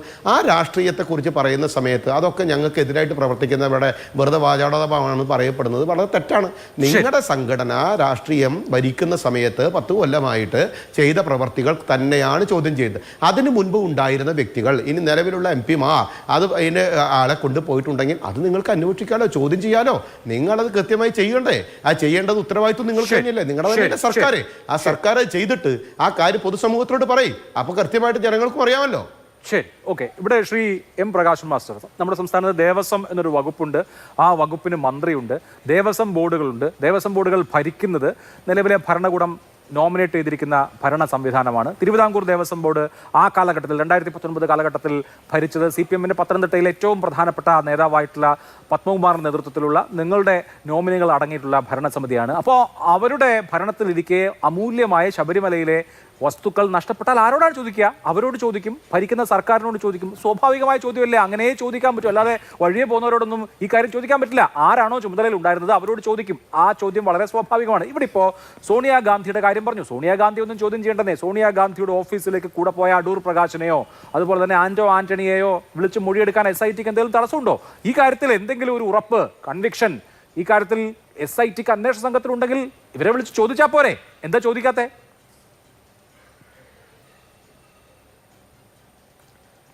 ഇവിടെ പറഞ്ഞിരിക്കുന്ന കാര്യങ്ങളിൽ വസ്തുതാ വിരുദ്ധമായ 2 കാര്യങ്ങൾ പറയേണ്ടതുണ്ട്. ഒന്ന്, ഈ അറസ്റ്റ് ചെയ്യപ്പെടുകയും ചോദ്യം ചെയ്യപ്പെടുകയും ചെയ്ത ജീവനക്കാരിൽ 95% ആളുകളും കോൺഗ്രസ്സുകാരാണ്.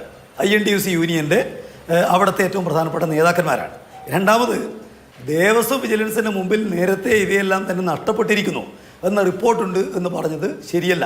അങ്ങനെ ഒരു റിപ്പോർട്ട് ദേവസ്വം വിജിലൻസ് എടുക്കുന്നത് ഇപ്പോഴാണ്. പിന്നെ ഈ സ്പെഷ്യൽ ഇൻവെസ്റ്റിഗേഷൻ ടീം വരുന്നത് ദേവസ്വം വിജിലൻസ് കൊടുത്തിരിക്കുന്ന റിപ്പോർട്ടിനെ അടിസ്ഥാനപ്പെടുത്തിയാണ്.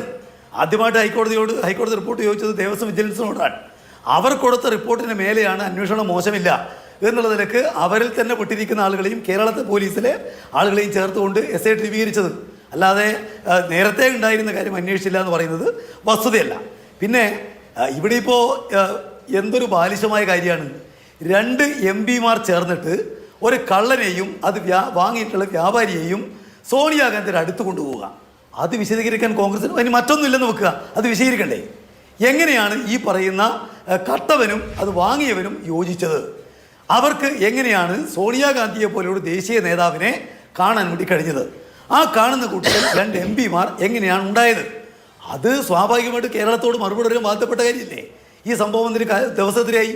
ഇന്ന് ബഹുമാനപ്പെട്ട മുഖ്യമന്ത്രി തന്നെ പരസ്യമായിട്ട് ഉന്നയിച്ചല്ലോ, എന്തേ മറുപടി പറയുന്നില്ല? അപ്പോൾ മറുപടി പറയേണ്ട ഇന്നത്തെ ചർച്ച യഥാർത്ഥത്തിൽ ഞാൻ വിചാരിച്ചത് ഇന്ന് നിങ്ങൾ ചർച്ചയ്ക്ക് വിളിക്കുമ്പോൾ ഇതായിരിക്കും ചർച്ചയെന്നാണ്. എന്തുകൊണ്ട് 2 MP-മാർ ഇവരുടെ കൂടെ പോയി?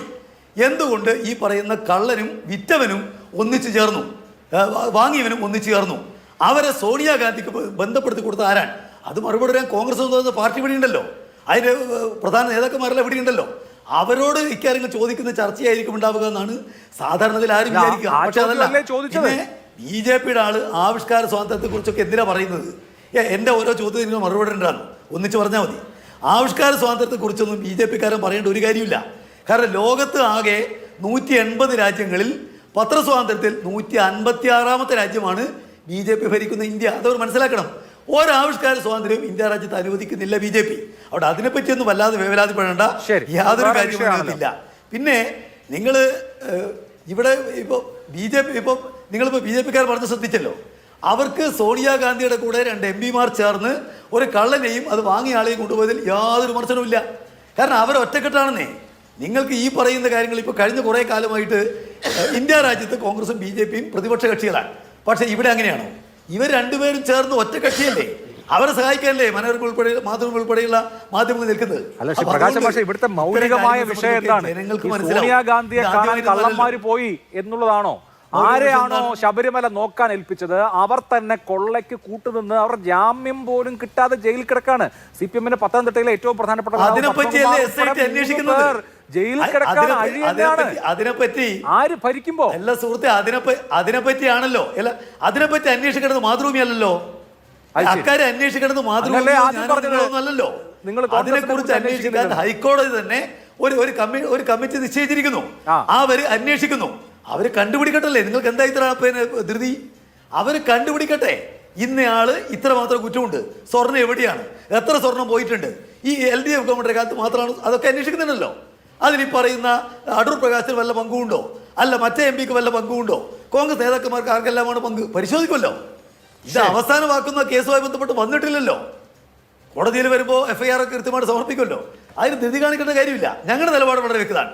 ആ കേസിനകത്ത് ഗവൺമെന്റ് ഒരു കാരണവശാലും ഇടപെടുന്ന വിഷയമില്ല. SIT സ്വതന്ത്രമായി അന്വേഷിക്കട്ടെ. അവർ നടപടിക്ക് നീക്കുന്നതിൽ ഞങ്ങൾ ഇടപെടുന്ന വിഷയമില്ല. കുറ്റക്കാർ ആരായാലും അവരെ രക്ഷിക്കാൻ ഒരു കാര്യവും ഞങ്ങൾ ചെയ്യില്ല. പാർട്ടിക്കാർ ആരെങ്കിലും ഉണ്ടെങ്കിൽ കൃത്യമായ നടപടി ഞങ്ങൾ സ്വീകരിക്കും. അയ്യപ്പന്റെ ഒരു തരി സ്വർണം പോലും നഷ്ടപ്പെടാൻ പാടില്ല.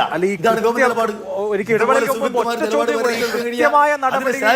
കൃത്യമായ നടപടി ഞങ്ങൾ എടുക്കുമെന്ന് പറയുമ്പോൾ ഇപ്പോ ഈ അന്വേഷണ സംഘം, താങ്കൾ വളരെ മികച്ചതെന്ന് പറഞ്ഞ അന്വേഷണ സംഘത്തിന്റെ റിപ്പോർട്ട് എന്റെ കയ്യിലുണ്ട്. വളരെ കൃത്യമായി ഇക്കാര്യത്തിൽ പത്മകുമാറിന്റെയും വാസുവിന്റെയും ഒക്കെ പങ്കാളിത്തം അന്വേഷണ സംഘം പറയുന്നുണ്ട്. കോടതി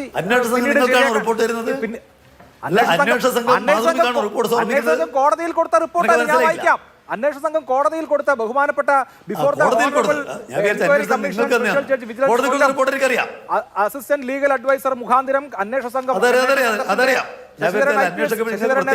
കൊടുത്ത റിപ്പോർട്ടാ. ഈ റിപ്പോർട്ടിൽ പത്മകുമാറിന്റെയും വാസുവിന്റെയും ഒക്കെ പറയുന്നുണ്ടല്ലോ.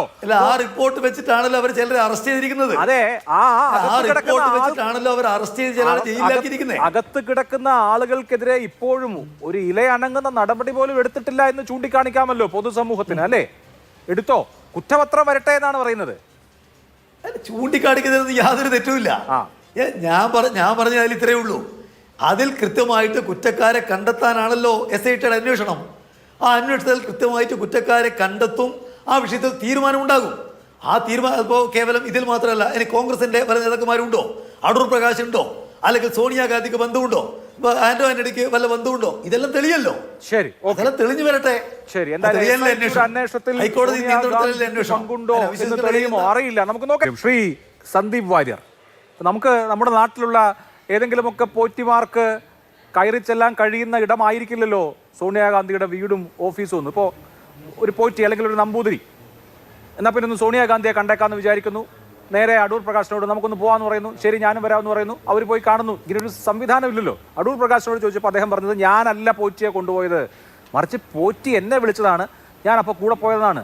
നാട്ടിലുള്ള പോറ്റിമാർക്കൊക്കെ എന്നാൽ സോണിയാഗാന്ധിയെ കണ്ടേക്കാമെന്ന് തോന്നുമ്പോൾ കൂടെ പോകാനുള്ള ആളാണോ അടൂർ പ്രകാശ്? അങ്ങനെ എം പിമാർ പോവാറുണ്ടോ? ഈ വിഷയത്തിൽ എന്താണ് ഈ പോറ്റിയുമായിട്ടുള്ള പരിചയം, ബന്ധം? ഇവരെന്തിനാണ് സോണിയാഗാന്ധിയെ പോലൊരു പ്രധാനപ്പെട്ട നേതാവിനെ കണ്ടത് തുടങ്ങിയ കാര്യങ്ങൾ വിശദീകരിക്കാൻ, സമൂഹത്തിന് മുമ്പിൽ വിശദീകരിക്കാൻ കഴിയാത്തത് എന്തുകൊണ്ടാണ്? SIT ചോദിക്കുമ്പം അവിടെ പറഞ്ഞു അത് വേറെ കാര്യം.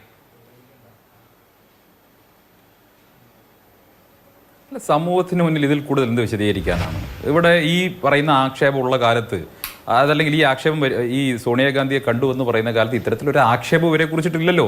ഇനി അങ്ങനെ ഏതെങ്കിലും തരത്തിൽ SITക്ക് സംശയം ഉണ്ടെങ്കിൽ, പിണറായി വിജയനും ഇടതുപക്ഷം ഉന്നയിക്കുന്ന കോൺസ്പിറസി തിയറി അല്ല, അതിലുപരിയായിട്ട് ഇത് അന്വേഷിക്കുന്ന അന്വേഷണ സംഘത്തിന് ഏതെങ്കിലും തരത്തിൽ സംശയം ഉണ്ടെങ്കിൽ ഇവരെല്ലാവരും കേരളത്തിലുണ്ടല്ലോ, അവരന്വേഷിക്കട്ടെ, വിളിച്ച് ചോദിക്കട്ടെ. അതല്ലെങ്കിൽ സോണിയാഗാന്ധിയുടെ വീട്ടിലെ വിസിറ്റേഴ്സ് ഡയറി പരിശോധിക്കട്ടെ, കാര്യങ്ങൾ കൃത്യമാകുമല്ലോ. അതായത് അപ്പുറം എന്ത് വിശദീകരണമാണ് ഇത് നൽകേണ്ടത്? ഇത് കാര്യങ്ങളെ വളച്ചൊടിച്ചുകൊണ്ട് ഈ വിഷയം വഴിതിരിച്ചു വിടാൻ വേണ്ടി മുഖ്യമന്ത്രി നടത്തുന്ന പരിശ്രമത്തിൽ വീണുകൊടുക്കാൻ ഞങ്ങൾ തയ്യാറല്ല. ഇനിയിപ്പോ ഈ വാങ്ങി സ്വർണം കട്ടവനും സ്വർണം വിറ്റവനും ഒരുമിച്ച് നിൽക്കുന്ന ചിത്രം അത് കടകംപള്ളി സുരേന്ദ്രന്റെ കൂടെ വന്നിട്ടില്ലേ? ഇനി അഭിലാഷ് ചോദിച്ച ബേസിക് ചോദ്യം, ഈ Z+ കാറ്റഗറിയുള്ള മുഖ്യമന്ത്രിയുടെ പൊതുപരിപാടിയിൽ, അത് കേവലം വെറുതെ വഴിയിൽ നിൽക്കുകയല്ല ഉണ്ണിഷം പോറ്റി ചെയ്യുന്നത്, മറിച്ച് ആ പരിപാടിയിൽ മുഖ്യമന്ത്രി ഈ ചാവി ആരുടെ കയ്യിൽ നിന്ന് ഏറ്റുവാങ്ങുന്നത്? ഭീമ ജ്വല്ലറി കൊടുത്ത വാഹനത്തിന്റെ ചാവി എന്തിനാണ് ഉണ്ണികൃഷ്ണൻ പോറ്റി മുഖ്യമന്ത്രിക്ക് കൊടുക്കുന്നത്? മുഖ്യമന്ത്രിയുടെ സുരക്ഷാ സംവിധാനങ്ങൾ പരിശോധിക്കാതെ, ഇവിടുത്തെ സ്പെഷ്യൽ ബ്രാഞ്ചും ഇന്റലിജൻസും പരിശോധിക്കാതെ ഇത്തരത്തിലൊരു പരിപാടി നടക്കുമോ? അപ്പോൾ സ്വാഭാവികമായിട്ട് മുഖ്യമന്ത്രിക്ക് ഉണ്ണീഷൻ പോറ്റിയായിട്ടുള്ള ബന്ധം എന്താ?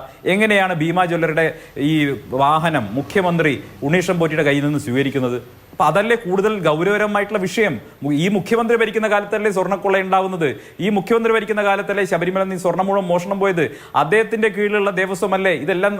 ദേവസ്വത്തിന്റെ അധികാരികൾ, അദ്ദേഹത്തിന്റെ സഹപ്രവർത്തനായിട്ടുള്ള MLA അടക്കമുള്ളവർ പ്രതിയായിട്ട് ജയിലിൽ കിടക്കുമ്പോൾ ഈ മുഖ്യമന്ത്രിക്ക് ഒന്ന് സോണിയാഗാന്ധിയുടെ ഫോട്ടോ എടുത്ത് ന്യായീകരിക്കാൻ, അതൊരു സൈബർ കമ്മിയുടെ നിലവാരത്തിലേക്ക് തരംതാണ് കൊണ്ട് ന്യായീകരിക്കാൻ അദ്ദേഹത്തിന് ലജ്ജയില്ലെന്ന് ചോദിക്കാം. മറ്റൊന്ന് പ്രധാനപ്പെട്ട ഗൗരവകരമായിട്ടുള്ള കാര്യം ഞാൻ സൂചിപ്പിക്കാൻ ആഗ്രഹിക്കുന്നത്, നോക്കൂ, ഈ ചർച്ചയിൽ മാത്രമല്ല, ഇപ്പോൾ മുഖ്യമന്ത്രി അടക്കം ഈ വിഷയവുമായി ബന്ധപ്പെട്ട് ഉപയോഗിക്കുന്ന പദപ്രയോഗങ്ങൾ. ഇന്ന് മാതൃഭൂമി പോലൊരു പ്രസിദ്ധീകരണം, ഞാനൊക്കെ എൻ്റെ കുട്ടിക്കാലം മുതൽ മാതൃഭൂമി വായിക്കുന്ന എൻ്റെ വീട്ടുകാരൊക്കെ നിർബന്ധിച്ചിട്ടുള്ളത് മാതൃഭൂമിയുടെ മലയാളത്തിന്റെ സൗന്ദര്യം കൂടി കണ്ടുകൊണ്ടാണ്. കാരണം മാതൃഭൂമി ഉപയോഗിക്കുന്ന പദപ്രയോഗങ്ങളൊക്കെ അത്ര നന്നായിരിക്കുമെന്നുള്ളതുകൊണ്ടാണ്. പക്ഷേ ഇന്ന് മാതൃഭൂമി മുഖ്യമന്ത്രിയുടെ പദപ്രയോഗം എഡിറ്റ് ചെയ്യാതെ, സെൻസർ ചെയ്യാതെ കൊടുത്തിരിക്കുകയാണ്.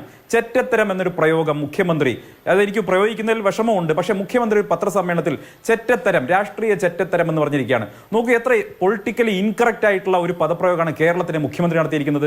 ജാതീയമായിട്ടുള്ള വേർതിരിവിനെ സൂചിപ്പിക്കുന്ന, അതല്ലെങ്കിൽ ചെറ്റക്കുള്ളിൽ താമസിക്കുന്നവരെ അധിക്ഷേപിക്കുന്ന തരത്തിലുള്ള ഒരു പദപ്രയോഗമാണ് മുഖ്യമന്ത്രി നടത്തിയിട്ടുള്ളത്. അദ്ദേഹത്തിന് ഇപ്പൊ ചെറ്റക്കുള്ളിൽ കാണുമ്പോൾ വലിയ വിഷമമുണ്ട്. കാരണം അദ്ദേഹം ഇപ്പൊ മണിമാളികയിലേക്ക് താമസം മാറ്റിയിട്ടുള്ള ആളാണ്. ആ മണിമാളിക കാണാൻ വേണ്ടി വടകര ഒഞ്ചിയെന്ന് പോയ ഇതിന്റെ കുറ്റമാണല്ലോ RMPയുടെ രൂപീകരണവും TPയുടെ വധത്തിലേക്കൊക്കെ എത്തിച്ചത്. ഞാൻ അതിലേക്കൊന്നും കടക്കാൻ ആഗ്രഹിക്കുന്നില്ല. പക്ഷേ മുഖ്യമന്ത്രി എന്നു മുതലാണ് ഇത്തരം പൊളിറ്റിക്കലി ഇൻകറക്റ്റ് ആയിട്ടുള്ള ഒരു പദപ്രയോഗം നടത്തുകയും അത് കേരളത്തിലെ മാധ്യമങ്ങൾ അത് റിപ്പീറ്റ് ടെലികാസ്റ്റ് ചെയ്യുന്നത് ദൗർഭാഗ്യകരമാണ്. ഈ മുഖ്യമന്ത്രി പത്രസമ്മേളനം കാണുന്ന കേരളത്തിൽ എത്രയോ കുട്ടികൾ ഉണ്ടാവില്ലേ, ചെറിയ കുട്ടികൾ ഉണ്ടാവില്ലേ, അല്ലെങ്കിൽ സ്കൂളിൽ പോകുന്ന കുട്ടികളൊക്കെ ഉണ്ടാവില്ലേ? അവർ ഈ പദപ്രയോഗം വളരെ പാർലമെന്ററി ആണെന്ന് കരുതില്ലേ? ഇത്ര അൺപാർലമെന്ററി ആയിട്ടുള്ള, പൊളിറ്റിക്കലി ഇൻകറക്റ്റ് ആയിട്ടുള്ള ഒരു പദപ്രയോഗം കേരളത്തിലെ കമ്മ്യൂണിസ്റ്റ് മുഖ്യമന്ത്രി എന്ന് സ്വയം അവകാശപ്പെടുന്ന മുഖ്യമന്ത്രി പിണറായി വിജയൻ നടത്തുന്നത് വാസ്തവത്തിൽ ആരെ അവഹേളിക്കുന്നതാണ്? കേരളത്തിലെ ദരിദ്രനാരായണന്മാരായിട്ടുള്ള പാവപ്പെട്ടവരെ അവഹേളിക്കുന്നതാണ്. ഇന്നും ഒരു ചെറ്റക്കുടിൽ പോലും സ്വന്തമായിട്ടില്ലാതെ ടാർപോളിൻ ഷീറ്റിന് കീഴിൽ കഴിയേണ്ടി വരുന്ന ആയിരക്കണക്കിന് പേരുണ്ട്. കേരളത്തിലെ ദരിദ്രനാരായണന്മാരുടെ ലിസ്റ്റിൽ നിന്ന് ഇവർ തേച്ചുമാച്ച് കളഞ്ഞ ഒരുപാട് മനുഷ്യരുണ്ട്. ആ മനുഷ്യരെ മുഴുവൻ അവഹേളിക്കുന്ന സമീപനമാണ് ഈ മണിമാളികയിൽ പാർക്കുന്ന മഹാൻ ഇന്ന് നടത്തിയിട്ടുള്ളത്. എത്ര ലജ്ജാകരമാണ്! എങ്ങനെയാണ് ഇവർക്ക് ന്യായീകരിക്കാൻ കഴിയുന്നത്? നേരത്തെ മാതൃഭൂമിയുടെ പത്രാധിപരെ എടോ ഗോപാലകൃഷ്ണ എന്ന് വിളിച്ചതുപോലെ, അല്ലെങ്കിൽ ക്രൈസ്തവ മതമേലധ്യക്ഷനെ പോയി തോന്നിവാസം പറഞ്ഞതുപോലെ, അല്ലെങ്കിൽ നമ്മുടെ കൊല്ലത്തെ പ്രേമേന്ദ്രൻ MP കയറി തോന്നിവാസം പറഞ്ഞതുപോലെ, അനാവശ്യം പറഞ്ഞതുപോലെയുള്ള ഒരു അനാവശ്യ പദപ്രയോഗമാണ് കേരളത്തിലെ മുഖ്യമന്ത്രി നടത്തിയിട്ടുള്ളത്.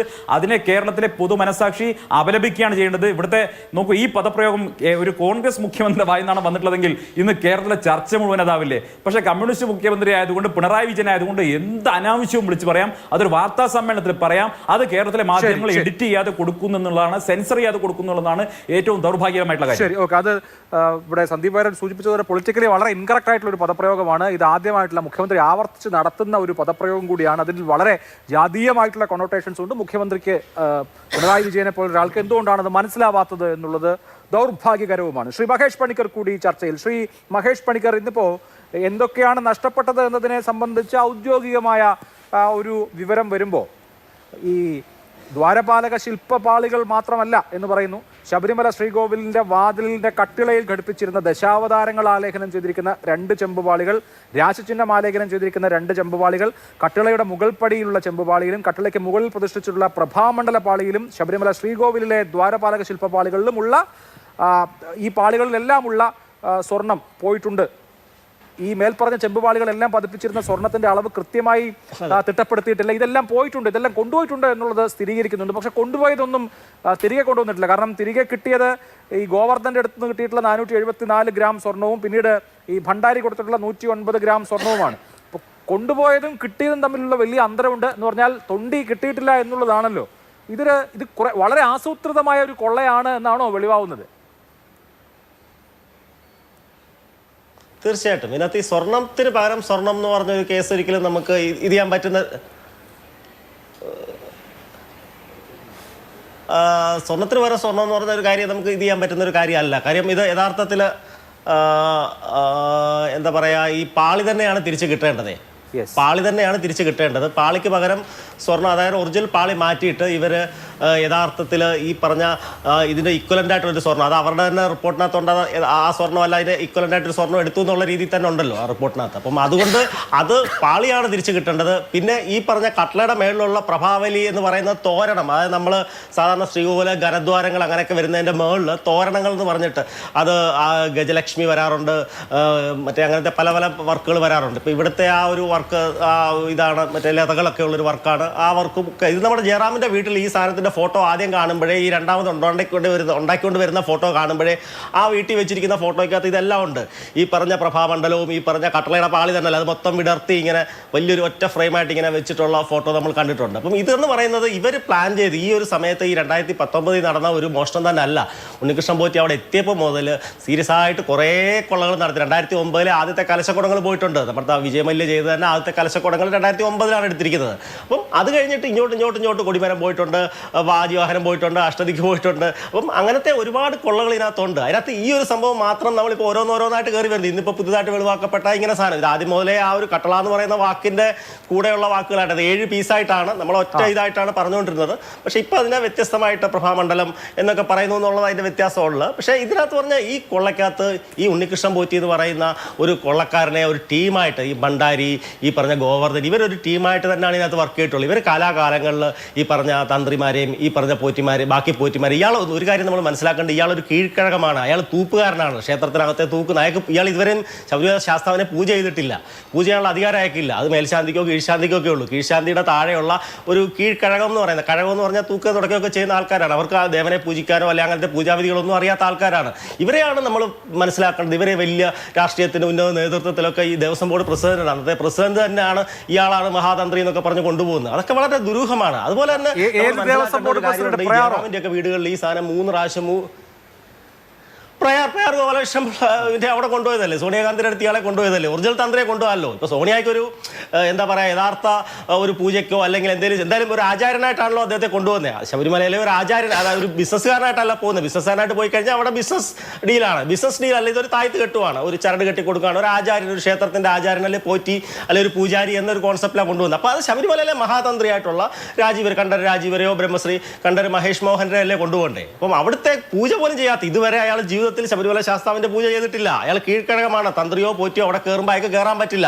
അയാളുടെ പോസ്റ്റ് അതാണ്, കീഴ്ക്കഴകം എന്ന് പറഞ്ഞൊരു പോസ്റ്റാണ്.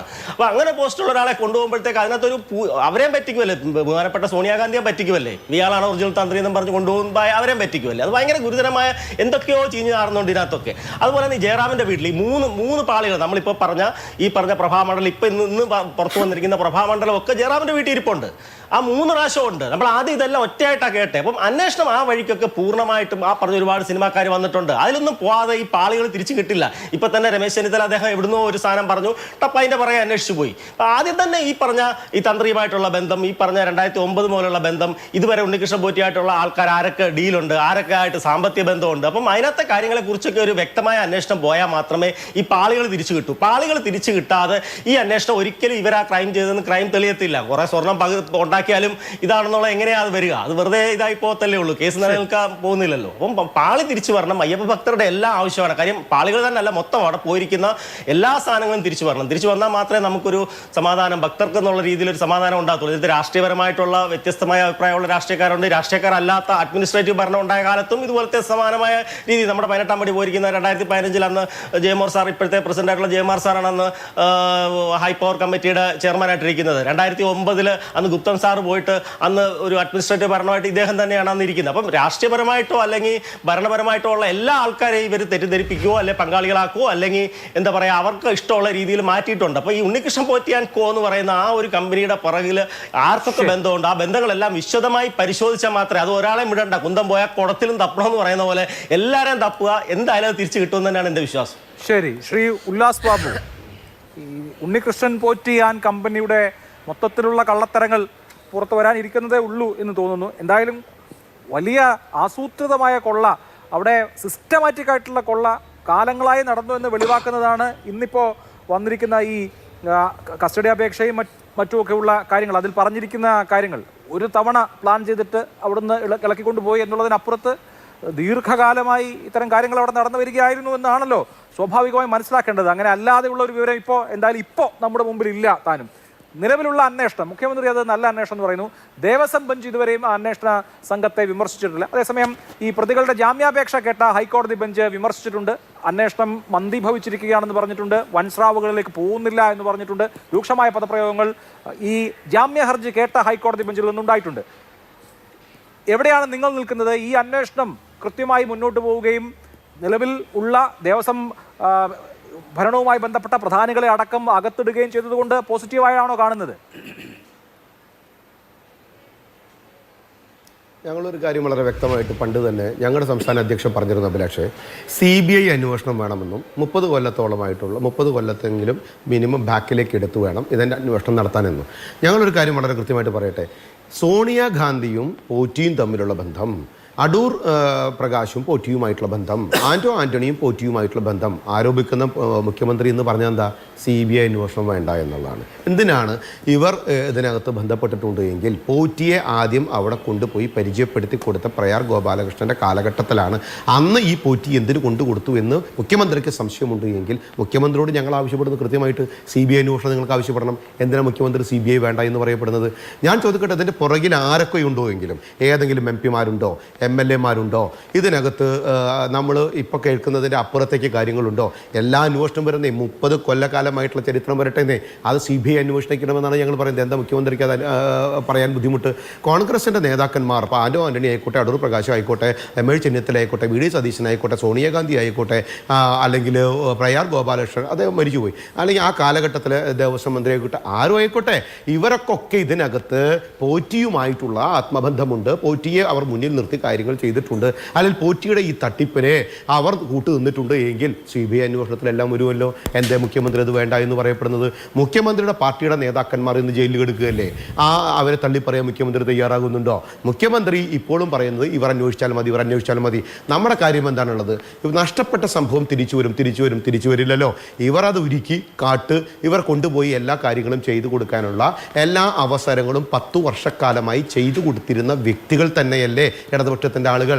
അത് ചോദിക്കുന്ന സമയത്ത് എന്തിനാണ് പ്രകാശൻ മാഷ് പറയുന്നത് വസ്തുതാവിരുദ്ധമാണ്, BJP-യും കോൺഗ്രസും ഡീലാണെന്ന്? BJP-യും കോൺഗ്രസും ഒരു ഡീലില്ല. നിങ്ങൾ ഒരുമിച്ചല്ലേ ഇന്ത്യ മഹാരാജ്യത്ത് പ്രതിപക്ഷത്തിരിക്കുന്നത്? പിന്നെ ഞങ്ങൾ അടിയിലെന്ന് പറയപ്പെടുന്നത് വെറുതെ തോന്നി വർത്തമാനം വെറുതെ വിളിച്ച് പറഞ്ഞിട്ട് വല്ല കാര്യമുണ്ടോ? നിങ്ങളൊരു കാര്യം മനസ്സിലാക്കേണ്ടത്, നിങ്ങളുടെ ഭരിക്കുന്ന സമയത്ത്, നിങ്ങളുടെ 10 കൊല്ലക്കാലത്ത്, നിങ്ങളുടെ ദേവസ്വം മന്ത്രിയുള്ള സമയത്ത്, 3 ദേവസ്വം മന്ത്രിമാരിരുന്ന സമയത്ത്, ദേവസ്വം പ്രസിഡന്റുമാരിരുന്ന സമയത്ത്, പോറ്റി എന്ന് പറയപ്പെടുന്ന ഒരു വൃത്തികെട്ടവൻ അവിടെ കയറി തോന്നുമ്പോൾ ഓരോ കാര്യങ്ങൾ ചെയ്യുന്നു.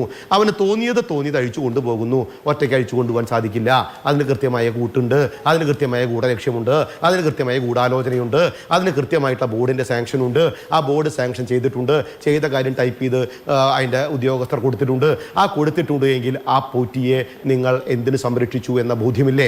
1 തവണയല്ല, 2 തവണയല്ല, 3 തവണയല്ല, എത്ര തവണ പോറ്റി ഈ അഭ്യാസം കളിച്ചുവെന്ന് നോക്കാൻ നിങ്ങളുടെ ആളുകൾക്ക് നേരമില്ലായിരുന്നുവെങ്കിൽ നിങ്ങളും അവരും തമ്മിൽ വ്യക്തമായിട്ടുള്ള ആത്മബന്ധമുണ്ടായിരുന്നു എന്ന് പറയണം. അപ്പം ആരോപണം ആരോപണം എന്താണ്? പോറ്റി ഇതിനു മുൻപ് കോൺഗ്രസിന്റെ നേതാവായിട്ടുള്ള സോണിയാഗാന്ധിയുടെ അടുത്തും അടൂർ പ്രകാശും അതുപോലെ തന്നെ ആന്റണിയും അതേപോലെ തന്നെ പ്രയാർ ഗോപാലകൃഷ്ണനും കൂടി പോറ്റി കണ്ടിട്ടുണ്ട്. ശരിയാണ്, കണ്ടിട്ടുണ്ട്, അന്വേഷിക്കണം. അന്വേഷിക്കാൻ CBI അന്വേഷണത്തെ ഉത്തരവിടാൻ എന്താണ് മുഖ്യമന്ത്രിക്ക് പറ്റില്ല എന്ന് പറയപ്പെടുന്നത്? അപ്പോൾ 30 കൊല്ലക്കാലത്തെ ഈ കാര്യം CBI അന്വേഷിക്കണമെന്നും CBI അന്വേഷിച്ച് കാര്യങ്ങൾ യഥാർത്ഥം പുറത്തു കൊണ്ടുവരണമെന്നുള്ള ഞങ്ങളുടെ സ്റ്റാൻഡ് ഇന്നും തുടങ്ങിയല്ലോ. ഞങ്ങൾ ഈ വിഷയം തുടങ്ങിയപ്പോഴേ പറഞ്ഞാണ് CBI അന്വേഷിക്കണമെന്നുള്ളത്. പിന്നെ ആവിഷ്കാര സ്വാതന്ത്ര്യത്തെക്കുറിച്ച് മാഷ് പറഞ്ഞിട്ടു 51 വെട്ടിൻ്റെ കാര്യം, TP 51 വെട്ടുന്ന സിനിമ പുറത്തിറക്കാൻ തയ്യാറാവാത്തതും അത് പുറത്തിറക്കിയ ഭീഷണിപ്പെടുത്തിയ ആൾക്കാരാണ് ആവിഷ്കാര സ്വാതന്ത്ര്യം പറയണത്. കടക്ക് പുറത്തെന്ന് പറഞ്ഞപ്പെടുന്ന വ്യക്തിയുടെ പാർട്ടിയുടെ നേതാവാണ് പറയണത് ആവിഷ്കാര സ്വാതന്ത്ര്യം. നിങ്ങളുടെ ചങ്കിലെ ചൈനയ്ക്ക് ഇപ്പോഴും പ്രസ് ഫ്രീഡം ഉണ്ടല്ലോ അല്ലേ? അതൊക്കെ വിടും മാഷേ. കാര്യം ഒരു കാര്യം വളരെ വൃത്തിയാണ്. ഒരു വൃത്തി കട്ടവൻ കേട്ട് നന്ന കളവ് കെട്ടു. ആ കട്ടവന് നിങ്ങൾ കൂട്ടുവന്നിട്ടുണ്ട്. ആ കൂട്ടുന്ന ആളുകളൊക്കെ CPM നേതാക്കന്മാരാണ്. അവർ ജയിലിൽ കിടക്കുന്നുണ്ട്. അപ്പോൾ നിങ്ങൾ പറഞ്ഞു കോൺഗ്രസ്സുകാർക്ക് ബന്ധമുണ്ട്. കോൺഗ്രസ്സുകാർക്ക് ബന്ധമുണ്ടെങ്കിൽ നിങ്ങൾ അന്വേഷിക്കുക. നിങ്ങൾ CBIക്ക് അന്വേഷണം വിട്. നിങ്ങളുടെ സർക്കാരല്ലേ? ആളുകൾ ആഭ്യന്തരം ഭരിക്കുന്നത് കേരളത്തിലെ മുഖ്യമന്ത്രിയല്ലേ? നിങ്ങൾ അന്വേഷിക്കുന്നേ. എല്ലാവരും പങ്കാളിത്തമുള്ളവരൊക്കെ പെട്ടോട്ടെ. എന്താ കുഴപ്പമുള്ളത്? നിങ്ങൾക്ക് എന്തിനാ ഭയപ്പെടണേ? എന്താ CBI വേണ്ട എന്ന് മുഖ്യമന്ത്രി പറയണേ? ആ പറയുന്നിടത്താണ് സംശയത്തിന്റെ ക്വസ്റ്റ്യൻ മാർക്ക് നിൽക്കുന്നത്. അവിടെ ചോദ്യം വേണ്ടത്. ശരി, അവിടെ ശ്രീ പ്രകാശ് മാഷ ഇന്ന് മുഖ്യമന്ത്രിയോട് ചോദിച്ചു, അങ്ങ് മുഖ്യമന്ത്രി ആയിരിക്കുന്ന സമയത്താണല്ലോ ഈ സ്വർണ്ണ മോഷണം നടന്നിട്ടുള്ളതെന്ന്. അപ്പോൾ അദ്ദേഹം പറഞ്ഞ മറുപടി അന്വേഷണം കഴിയട്ടെ. അപ്പോൾ ഞാൻ മുഖ്യമന്ത്രി ആയിരുന്ന കാലത്ത് മാത്രമാണോ അതോ അതിന് മുമ്പേ തന്നെ മോഷണം നടന്നിട്ടുണ്ടോ എന്ന് മനസ്സിലാവുമല്ലോ എന്ന് അദ്ദേഹം പറയുന്നു. SITയുടെ അന്വേഷണമാണല്ലോ. ഡൽഹിയിലോ വിദേശത്തോ ഒക്കെയാണ് ഇതിൻ്റെ കണ്ണുകളെങ്കിൽ സ്പെഷ്യൽ ഇൻവെസ്റ്റിഗേഷൻ ടീം അന്വേഷിച്ചാൽ മതിയോ? മറ്റന്വേഷണ ഏജൻസികൾക്ക് വരാമല്ലോ. ഇപ്പോൾ CBIയുടെ അന്വേഷണം രാജ്യാന്തര ബന്ധമടക്കമുണ്ട് എങ്കിൽ അന്വേഷിക്കാമല്ലോ, കണ്ടെത്താലോ. ഈ SIT നല്ലതാണ്, SIT കൊള്ളാം, SIT മതി എന്ന് വിചാരിക്കുന്നത് എന്തുകൊണ്ടാണ്?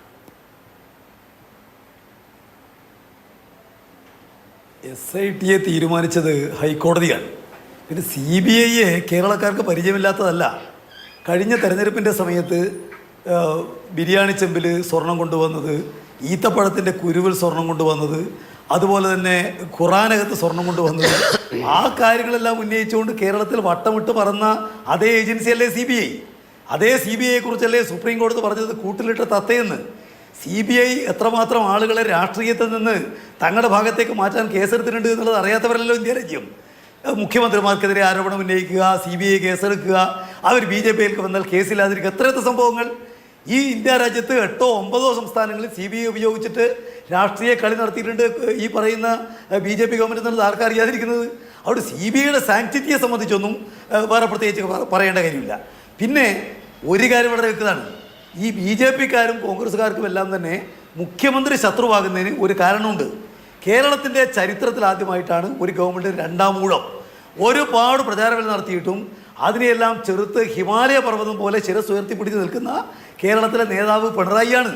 അദ്ദേഹത്തെ പൊളിക്കാതെ LDFനെ പൊളിക്കാനാവില്ല, അധികാരം തിരിച്ചു പിടിക്കാനാവില്ല എന്ന് UDFന് അറിയാം, അതുപോലെ BJPക്ക് അറിയാം. അതുകൊണ്ട് അവരെല്ലാ കാര്യങ്ങൾക്കും മുഖ്യമന്ത്രി കുറ്റപ്പെടുത്തുക എന്ന് പറയുന്നത് അത് തീർച്ചയായിട്ടും ചെയ്യുമെന്നുള്ളത് വളരെ വ്യക്തമാണ്.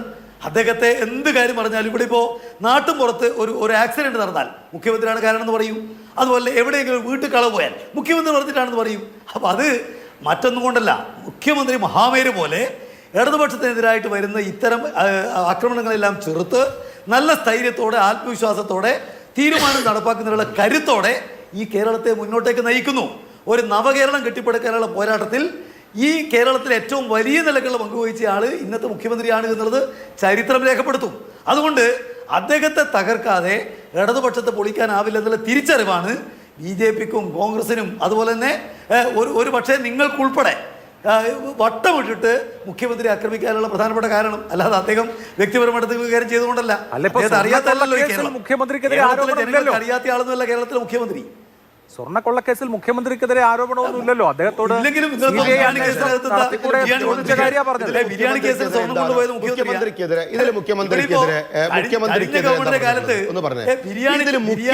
ശബരിമലയിൽ സ്വർണം കൊണ്ടുപോയത് മുഖ്യമന്ത്രിയാണെന്നല്ലേ പറഞ്ഞേ? അല്ല, ഈ നമ്മളിപ്പോ സ്വർണ്ണക്കൊള്ളയുമായി ബന്ധപ്പെട്ട കാര്യമല്ലേ ചർച്ച ശബരിമലയിൽ കട്ടിട്ടുള്ള സ്വർണ്ണങ്ങൾ, സ്വർണ്ണപ്പാളികൾ, ദ്വാരപാലക ശില്പങ്ങൾ, ഗോളകൾ, പടികൾ, ഇവിടെ ശബരിമലയിൽ കട്ടുകൊണ്ടുപോയത് എന്തിനാണ് നിങ്ങൾ സംരക്ഷിക്കുന്നത്? അതെന്താ ചോദിക്കുന്നത്? മറുപടി പ്രധാന ചർച്ചാ വിഷയമാണ് സോണിയാഗാന്ധി അല്ലേ? എന്താവാതിരിക്കുന്നേ? നിങ്ങള്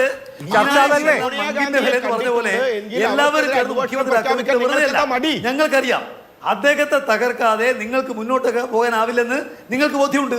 അവിടെ നിങ്ങൾ പറയുന്നത് കേരളത്തിനും അറിയാം. അതുകൊണ്ടാണല്ലോ നിങ്ങൾ 1.5 കൊല്ലക്കാലം പാടുപെട്ട് മുഖ്യമന്ത്രിയെ അധിക്ഷേപിക്കാൻ ശ്രമിച്ചിട്ട് വലിയ ഭൂരിപക്ഷത്തോടെ LDF വീണ്ടും ജയിച്ചത്.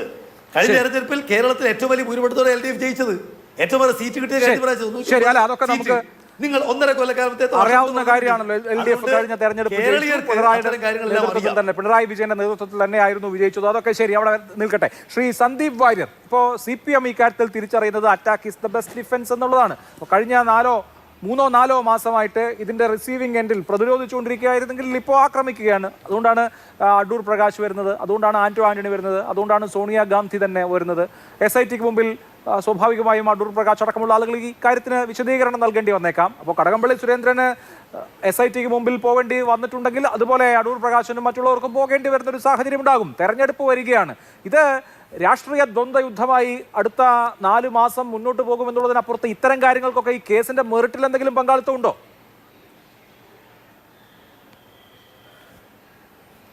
അതിനുമുമ്പ് CPMന്റെ പ്രതിനിധി ശ്രീ പ്രകാശൻ മാസ്റ്റർ ഇവിടെ പറഞ്ഞത് മുഖ്യമന്ത്രി ഒരു മഹാമേരുവാണെന്നാണ്. ഈ കമ്മ്യൂണിസ്റ്റുകാർ ഇപ്പം നടത്തിക്കൊണ്ടിരിക്കുന്ന ഓരോ പദപ്രയോഗങ്ങൾ കണ്ടാൽ അവരുടെ ഈ മാറിയ ആശയഗതി സൂചിപ്പിക്കുന്നതാണ്. ഈ മഹാമേരു എന്ന് പറഞ്ഞാൽ ഹൈന്ദവ പുരാണങ്ങൾ പ്രകാരം സ്വർണ്ണമയമായിട്ടുള്ളൊരു പർവ്വതമാണ്. ഭൂമിയുടെ പ്രപഞ്ചത്തിൻ്റെ മധ്യത്തിലുള്ള സ്വർണ്ണമയമായിട്ടുള്ള ഒരു പർവ്വതത്തെയാണ് മഹാമേരു എന്നതുകൊണ്ട് ഉദ്ദേശിക്കുന്നത്. അപ്പോൾ അത്തരം ഹൈന്ദവ പുരാണങ്ങളൊക്കെ കോട്ട് ചെയ്തുകൊണ്ടാണ് ഇപ്പോൾ മുഖ്യമന്ത്രി പിണറായി വിജയനെ ഈ ഭക്തജന സംഘം വിളിക്കുന്നത്. ഈ പിണറായി ഭക്തിയുടെ പുതിയൊരു അവസ്ഥാന്തരങ്ങളാണ് നമ്മൾ കണ്ടുകൊണ്ടിരിക്കുന്നത്. നേരത്തെ കാരണഭൂതൻ എന്ന് വിളിച്ചതുപോലെയുള്ള മറ്റൊരു പദപ്രയോഗമായിട്ടാണ് ഈ മഹാമേരു പദപ്രയോഗത്തെയും എനിക്ക് കാണാൻ സാധിക്കുന്നത്. ഇവിടെ അങ്ങ് ചോദിച്ച ചോദ്യം, ഈ കടകംപള്ളിയെ ചോദ്യം ചെയ്തെങ്കിൽ സ്വാഭാവികമായിട്ടും അടൂർ പ്രകാശം മറുപടി പറയേണ്ടി വരുമെന്ന് പറഞ്ഞാൽ, കടകംപള്ളി സുരേന്ദ്രൻ ദേവസ്വം മന്ത്രിയായിരുന്നു സ്വർണ്ണക്കൊള്ള നടക്കുന്ന കാലത്ത്. അല്ലെങ്കിൽ ഈ സ്വർണ്ണപ്പാളി മോഷണവുമായി ബന്ധപ്പെട്ട ആളുകളുമായിട്ടൊക്കെ ഇത് ദേവസ്വം മന്ത്രി ബന്ധപ്പെട്ടിട്ടുണ്ട്. ഈ മോഷണത്തിൽ ജയിലിൽ കിടക്കുന്ന ആളുകളെ ന്യായീകരിക്കാൻ മുന്നിൽ നിന്നിട്ടുണ്ട്. അപ്പോൾ സ്വാഭാവികമായിട്ടും കടകംപള്ളി ഇതിൽ സംശയിക്കപ്പെടുന്നവരുടെ ലിസ്റ്റിൽ വരുന്നതിൽ ഒരു തർക്കവും ഇല്ല. മറുവശത്ത് ഒരു ഫോട്ടോയുടെ പേരിലൊക്കെ കടകംപള്ളി അടൂർ പ്രകാശിനെ ചോദ്യം ചെയ്യാൻ പോവുകയാണെങ്കിൽ അത് സ്വാഭാവികമായിട്ടും രാഷ്ട്രീയമായിട്ടുള്ള ഒരു വേട്ടയാടൽ, അതല്ലെങ്കിൽ ഒരു ബാലൻസിങ് ആക്ടായിട്ട് കടകംപള്ളി സുരേന്ദ്രനെ ചോദ്യം ചെയ്തുകൊണ്ട് CPM വല്ലാത്ത പ്രതിസന്ധിയിലായതുകൊണ്ട് പിടിച്ചു നിൽക്കാൻ വേണ്ടി ഒരു ബാലൻസിങ് ആക്ട് എന്ന രീതിയിൽ ഞങ്ങൾ അതിനെ കാണുകയുള്ളൂ. അതിലപ്പുറം സോണിയാഗാന്ധി ഈ രാജ്യത്ത് ദേവസ്വം വകുപ്പ് ഒന്നും കൈയാളിയിട്ടില്ലല്ലോ. ഏതെങ്കിലും തരത്തിൽ ക്ഷേത്രങ്ങൾ കൈകാര്യം ചെയ്തിട്ടുള്ള ഒരു മന്ത്രിയൊന്നും അല്ലല്ലോ. അല്ലെങ്കിൽ കടകംപള്ളി ശ്രീ അടൂർ പ്രകാശും ആ തരത്തിലുള്ള ഒരാളല്ല. അപ്പോൾ സ്വാഭാവികമായിട്ടും അവരെയൊക്കെ ഇതിന്റെ ഒരു പരിധിയിലേക്ക് കൊണ്ടുവരുന്നത്, ചർച്ചയിലേക്ക് കൊണ്ടുവരുന്നത് എങ്ങനെയെങ്കിലും പിടിച്ചു നിൽക്കാനുള്ള ഒരു അവസാനത്തെ ദുർബലമായിട്ടുള്ള പരിശ്രമം മാത്രമാണ്. ഇത് മനസ്സിലാക്കാനുള്ള ബോധമൊക്കെ മലയാളികൾക്കുണ്ട് എന്ന് മുഖ്യമന്ത്രിയും അദ്ദേഹത്തിന്റെ സംഘവും മനസ്സിലാക്കിയാൽ മതി. ഇത്തരം ഒരു ആക്ഷേപം ഉണ്ടെങ്കിൽ അവരെവിടെയാണ് പറയേണ്ടത്? ശരി, അടൂർ പ്രകാശിനും സോണിയാഗാന്ധിക്കും ബന്ധമുണ്ടെങ്കിൽ എന്ത് ചെയ്യും? നിങ്ങളിന്ന് എഴുതി കൊടുക്കുന്നേ. നിങ്ങൾ ഈ പറയുന്ന അന്വേഷണ സംഘത്തിന് മുന്നിൽ കൊണ്ടുപോയിട്ട് അത്തരത്തിൽ നിങ്ങൾ എഴുതി കൊടുക്കുക, അല്ലെങ്കിൽ മുഖ്യമന്ത്രി മൊഴി കൊടുക്കട്ടെ. ഇവിടെ ബഹുമാനപ്പെട്ട രമേശ് ചെന്നിത്തല കൃത്യമായിട്ട് പോയി മൊഴി കൊടുത്തല്ലോ. അതുമായി ബന്ധപ്പെട്ട തെളിവുകൾ അദ്ദേഹം കൊടുക്കാൻ തയ്യാറായല്ലോ. എന്തേ മുഖ്യമന്ത്രിക്ക് അത്തരത്തിൽ അറിവുണ്ടെങ്കിൽ കൊടുക്കാത്തത്? അപ്പൊ വെറുതെ ആകാശത്തേക്ക് ഒരു വടി എറിഞ്ഞു നോക്കിയാണ് എങ്ങനെയെങ്കിലും ഈ ചർച്ചയൊന്ന് വഴിതിരിച്ചു വിടാൻ പറ്റുമോ എന്നുള്ളൊരു ശ്രമം നടത്തുക മാത്രമാണ്. നിലവിൽ പരിക്കേറ്റ് കഴിഞ്ഞു, വലിയ ഗുരുതരമായ പരിക്ക് ഇവർക്ക് ഏറ്റുകഴിഞ്ഞു. ഈ ശബരിമലയുമായി ബന്ധപ്പെട്ട് ഇവർക്ക് നിലവിൽ തന്നെ തദ്ദേശ സ്വയംഭരണ തെരഞ്ഞെടുപ്പിൽ വലിയ തിരിച്ചടി കിട്ടി. അതുകൊണ്ടല്ലേ പാട്ട് നിരോധിക്കുന്ന സംഗതിയൊക്കെ ഉണ്ടായത്. ആ പാട്ട് നിരോധിച്ചതിന്റെ പരിക്ക് മാറാൻ വേണ്ടി പിന്നെ അതിൽ നിന്ന് ഒഴിഞ്ഞു മാറലായി. എന്തൊക്കെ മണ്ടത്തരങ്ങളാണ്, ആവർത്തിച്ച് മണ്ടത്തരം ചെയ്യുകയാണ്. നിങ്ങൾ മനസ്സിലാക്കിയാൽ ഈ സ്വർണ്ണപ്പാളി മോഷണവുമായി ബന്ധപ്പെട്ട് തുടർച്ചയായിട്ടുള്ള സ്ട്രാറ്റജിക്കൽ എറേഴ്സ് അവർ ചെയ്തു. അതുകൊണ്ടാണല്ലോ ഈ പാട്ടിനെതിരെ കേസെടുത്തു. അപ്പൊ അത് മറയ്ക്കാൻ വേണ്ടി വീണ്ടും പിന്നെ എന്തായി, അടുത്ത വാട്സ്ആപ്പ് ഫോർവേഡുകൾ സോണിയാഗാന്ധിയുടെ കൂടെയുള്ള ഫോട്ടോ അതങ്ങ് ഉയർത്തി കാണിക്കാം, എന്നിട്ട് ആക്ഷേപിക്കാം, എന്നിട്ട് അത് ചർച്ചയാക്കാം. ഇത് ശ്രമം നടത്തിക്കൊണ്ടിരിക്കുകയാണ്. അവർ ശ്രമിച്ചോട്ടെ. ഞാൻ നേരത്തെ പറഞ്ഞതുപോലെ എന്തെങ്കിലും തരത്തിൽ സോണിയാഗാന്ധിക്കോ അതല്ലെങ്കിൽ അടൂർ പ്രകാശിനോ ഒക്കെ ഇതിൽ ബന്ധമുണ്ടെങ്കിൽ ഹൈക്കോടതിയുടെ മേൽനോട്ടത്തിൽ ഒരു CBI അന്വേഷണം നടക്കണം. ഇനി CBI കുറിച്ച് അദ്ദേഹം പറഞ്ഞു, CBIയുടെ സാങ്ക്ടിറ്റിയെ കുറിച്ച് പറഞ്ഞു. അങ്ങനെയാണെങ്കിൽ നിങ്ങൾ എന്തിനാ കഴിഞ്ഞ നിയമസഭാ തെരഞ്ഞെടുപ്പിന് തൊട്ട് മുൻപ് ആ സോളാർ കേസിലെ പരാതിക്കാരിയുടെ ഒരു അരപ്പായ കടലാസിൽ അപേക്ഷ എഴുതി വാങ്ങി ആ കേസ് എന്തിനാ CBIക്ക് വിട്ടത്? നിങ്ങൾ UDF നേതാക്കന്മാരെ അങ്ങ് മൂക്ക് കയറ്റി വലിക്കുമെന്ന് പറഞ്ഞുകൊണ്ട് വിട്ടതല്ലേ? എന്നിട്ട് എന്തായി? ഇതൊക്കെ പൊതുസമൂഹത്തിന് മുന്നിലുണ്ടല്ലോ. അപ്പൊ നിങ്ങളാണല്ലോ അന്ന് CBI ഉപയോഗിച്ചത്. എന്തിനു വേണ്ടിയിട്ടായിരുന്നു?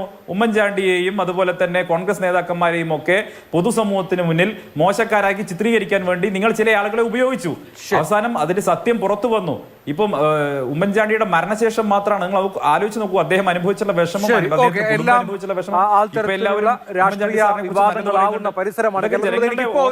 ശ്രീ മഹേഷ് പണിക്കർ, ഇപ്പോ നമ്മൾ ഈ കസ്റ്റഡി അപേക്ഷ വായിച്ചു നോക്കിയാൽ മുമ്പുള്ള കേസ് എന്താണോ അത് തന്നെയാണ് വിവരിച്ചിരിക്കുന്നത്. ശബരിമലയിലെ വിവിധ ഇടങ്ങളിലെ സ്വർണം അത് അപഹരിച്ച് രാസലായനി ഉപയോഗിച്ച് വേർതിരിച്ച് സ്വകാര്യ ആവശ്യത്തിന് ഉപയോഗിച്ചു. അതിന് ഈ പ്രതികളെല്ലാം കൂടി ഗൂഢാലോചന നടത്തി. ഇതാണ് കേസ്. അപ്പോൾ ഈ വിശ്വാസമൂല്യം വെച്ചുള്ള കച്ചവടം അല്ലെങ്കിൽ ആന്റിക് മാർക്കറ്റിലെ കച്ചവടം തുടങ്ങിയ ആംഗിളുകൾ അല്ലെങ്കിൽ തുടങ്ങിയ സംശയങ്ങൾ അന്വേഷണ സംഘം തള്ളുകയാണോ? ഇല്ല, അത് അവർ തുടക്കത്തിൽ അങ്ങനെ തള്ളിക്കൊണ്ടുള്ള ഒരു നിലപാടുകൾ അവർ കാര്യം ഇതിന്റെ പകരം തിരിച്ചെടുക്കുക എന്നുള്ള രീതിയിൽ തന്നെ പോയിരിക്കുന്നത്. അത് നമുക്ക് അല്ലെന്ന് പറയാൻ പറ്റത്തില്ല. പക്ഷേ അതിനകത്ത് യഥാർത്ഥത്തിൽ അവരുടെ അന്വേഷണം പൊയ്ക്കൊണ്ടിരിക്കുന്നത് ഈ പഴയത് തിരിച്ചെടുക്കുക എന്ന് തന്നെയാണ്. പഴയ ഇവർ മാറ്റിയിട്ടുള്ള കാര്യം ഇവർ ഈ പറഞ്ഞ സ്വർണം മാറ്റിയെന്നുള്ള കാര്യം സാങ്കേതികമായിട്ട് നമുക്ക് വിശ്വസിക്കാൻ പ്രയാസമുണ്ട്. കാര്യം സ്വർണത്തിന് അന്നത്തെ സമയത്ത് വെറും 27 ലക്ഷം രൂപയെ 1 കിലോയ്ക്ക് വിലയുള്ളൂ. ഇന്ന് 1 കോടി രൂപ അടുത്ത് 1 കോടിയുടെ മേളിലുണ്ട് ഇന്ന് വില. ആ 27 ലക്ഷം രൂപയ്ക്ക് വേണ്ടി ഇപ്പോൾ ഇവരെടുത്തിരിക്കുന്ന സ്വർണ്ണം എന്ന് പറഞ്ഞാൽ ഈ 1 കിലോയ്ക്ക് അടുത്തുള്ള സ്വർണ്ണം എടുത്തെന്ന് പറഞ്ഞാൽ 27 ലക്ഷം രൂപയ്ക്ക് ഇത്രയും മഹാരഥന്മാരായ ആൾക്കാർ ഒരു ടീമായിട്ട് ഫോം ചെയ്ത് ഇത്രമാത്രം കഷ്ടപ്പാടുകൾ സഹിച്ചിട്ട് ഇവരിനകത്തുനിന്ന് 27 ലക്ഷം രൂപ ഒരാൾക്ക് വീതിച്ച് കഴിഞ്ഞപ്പോൾ 11 പേരുണ്ട്.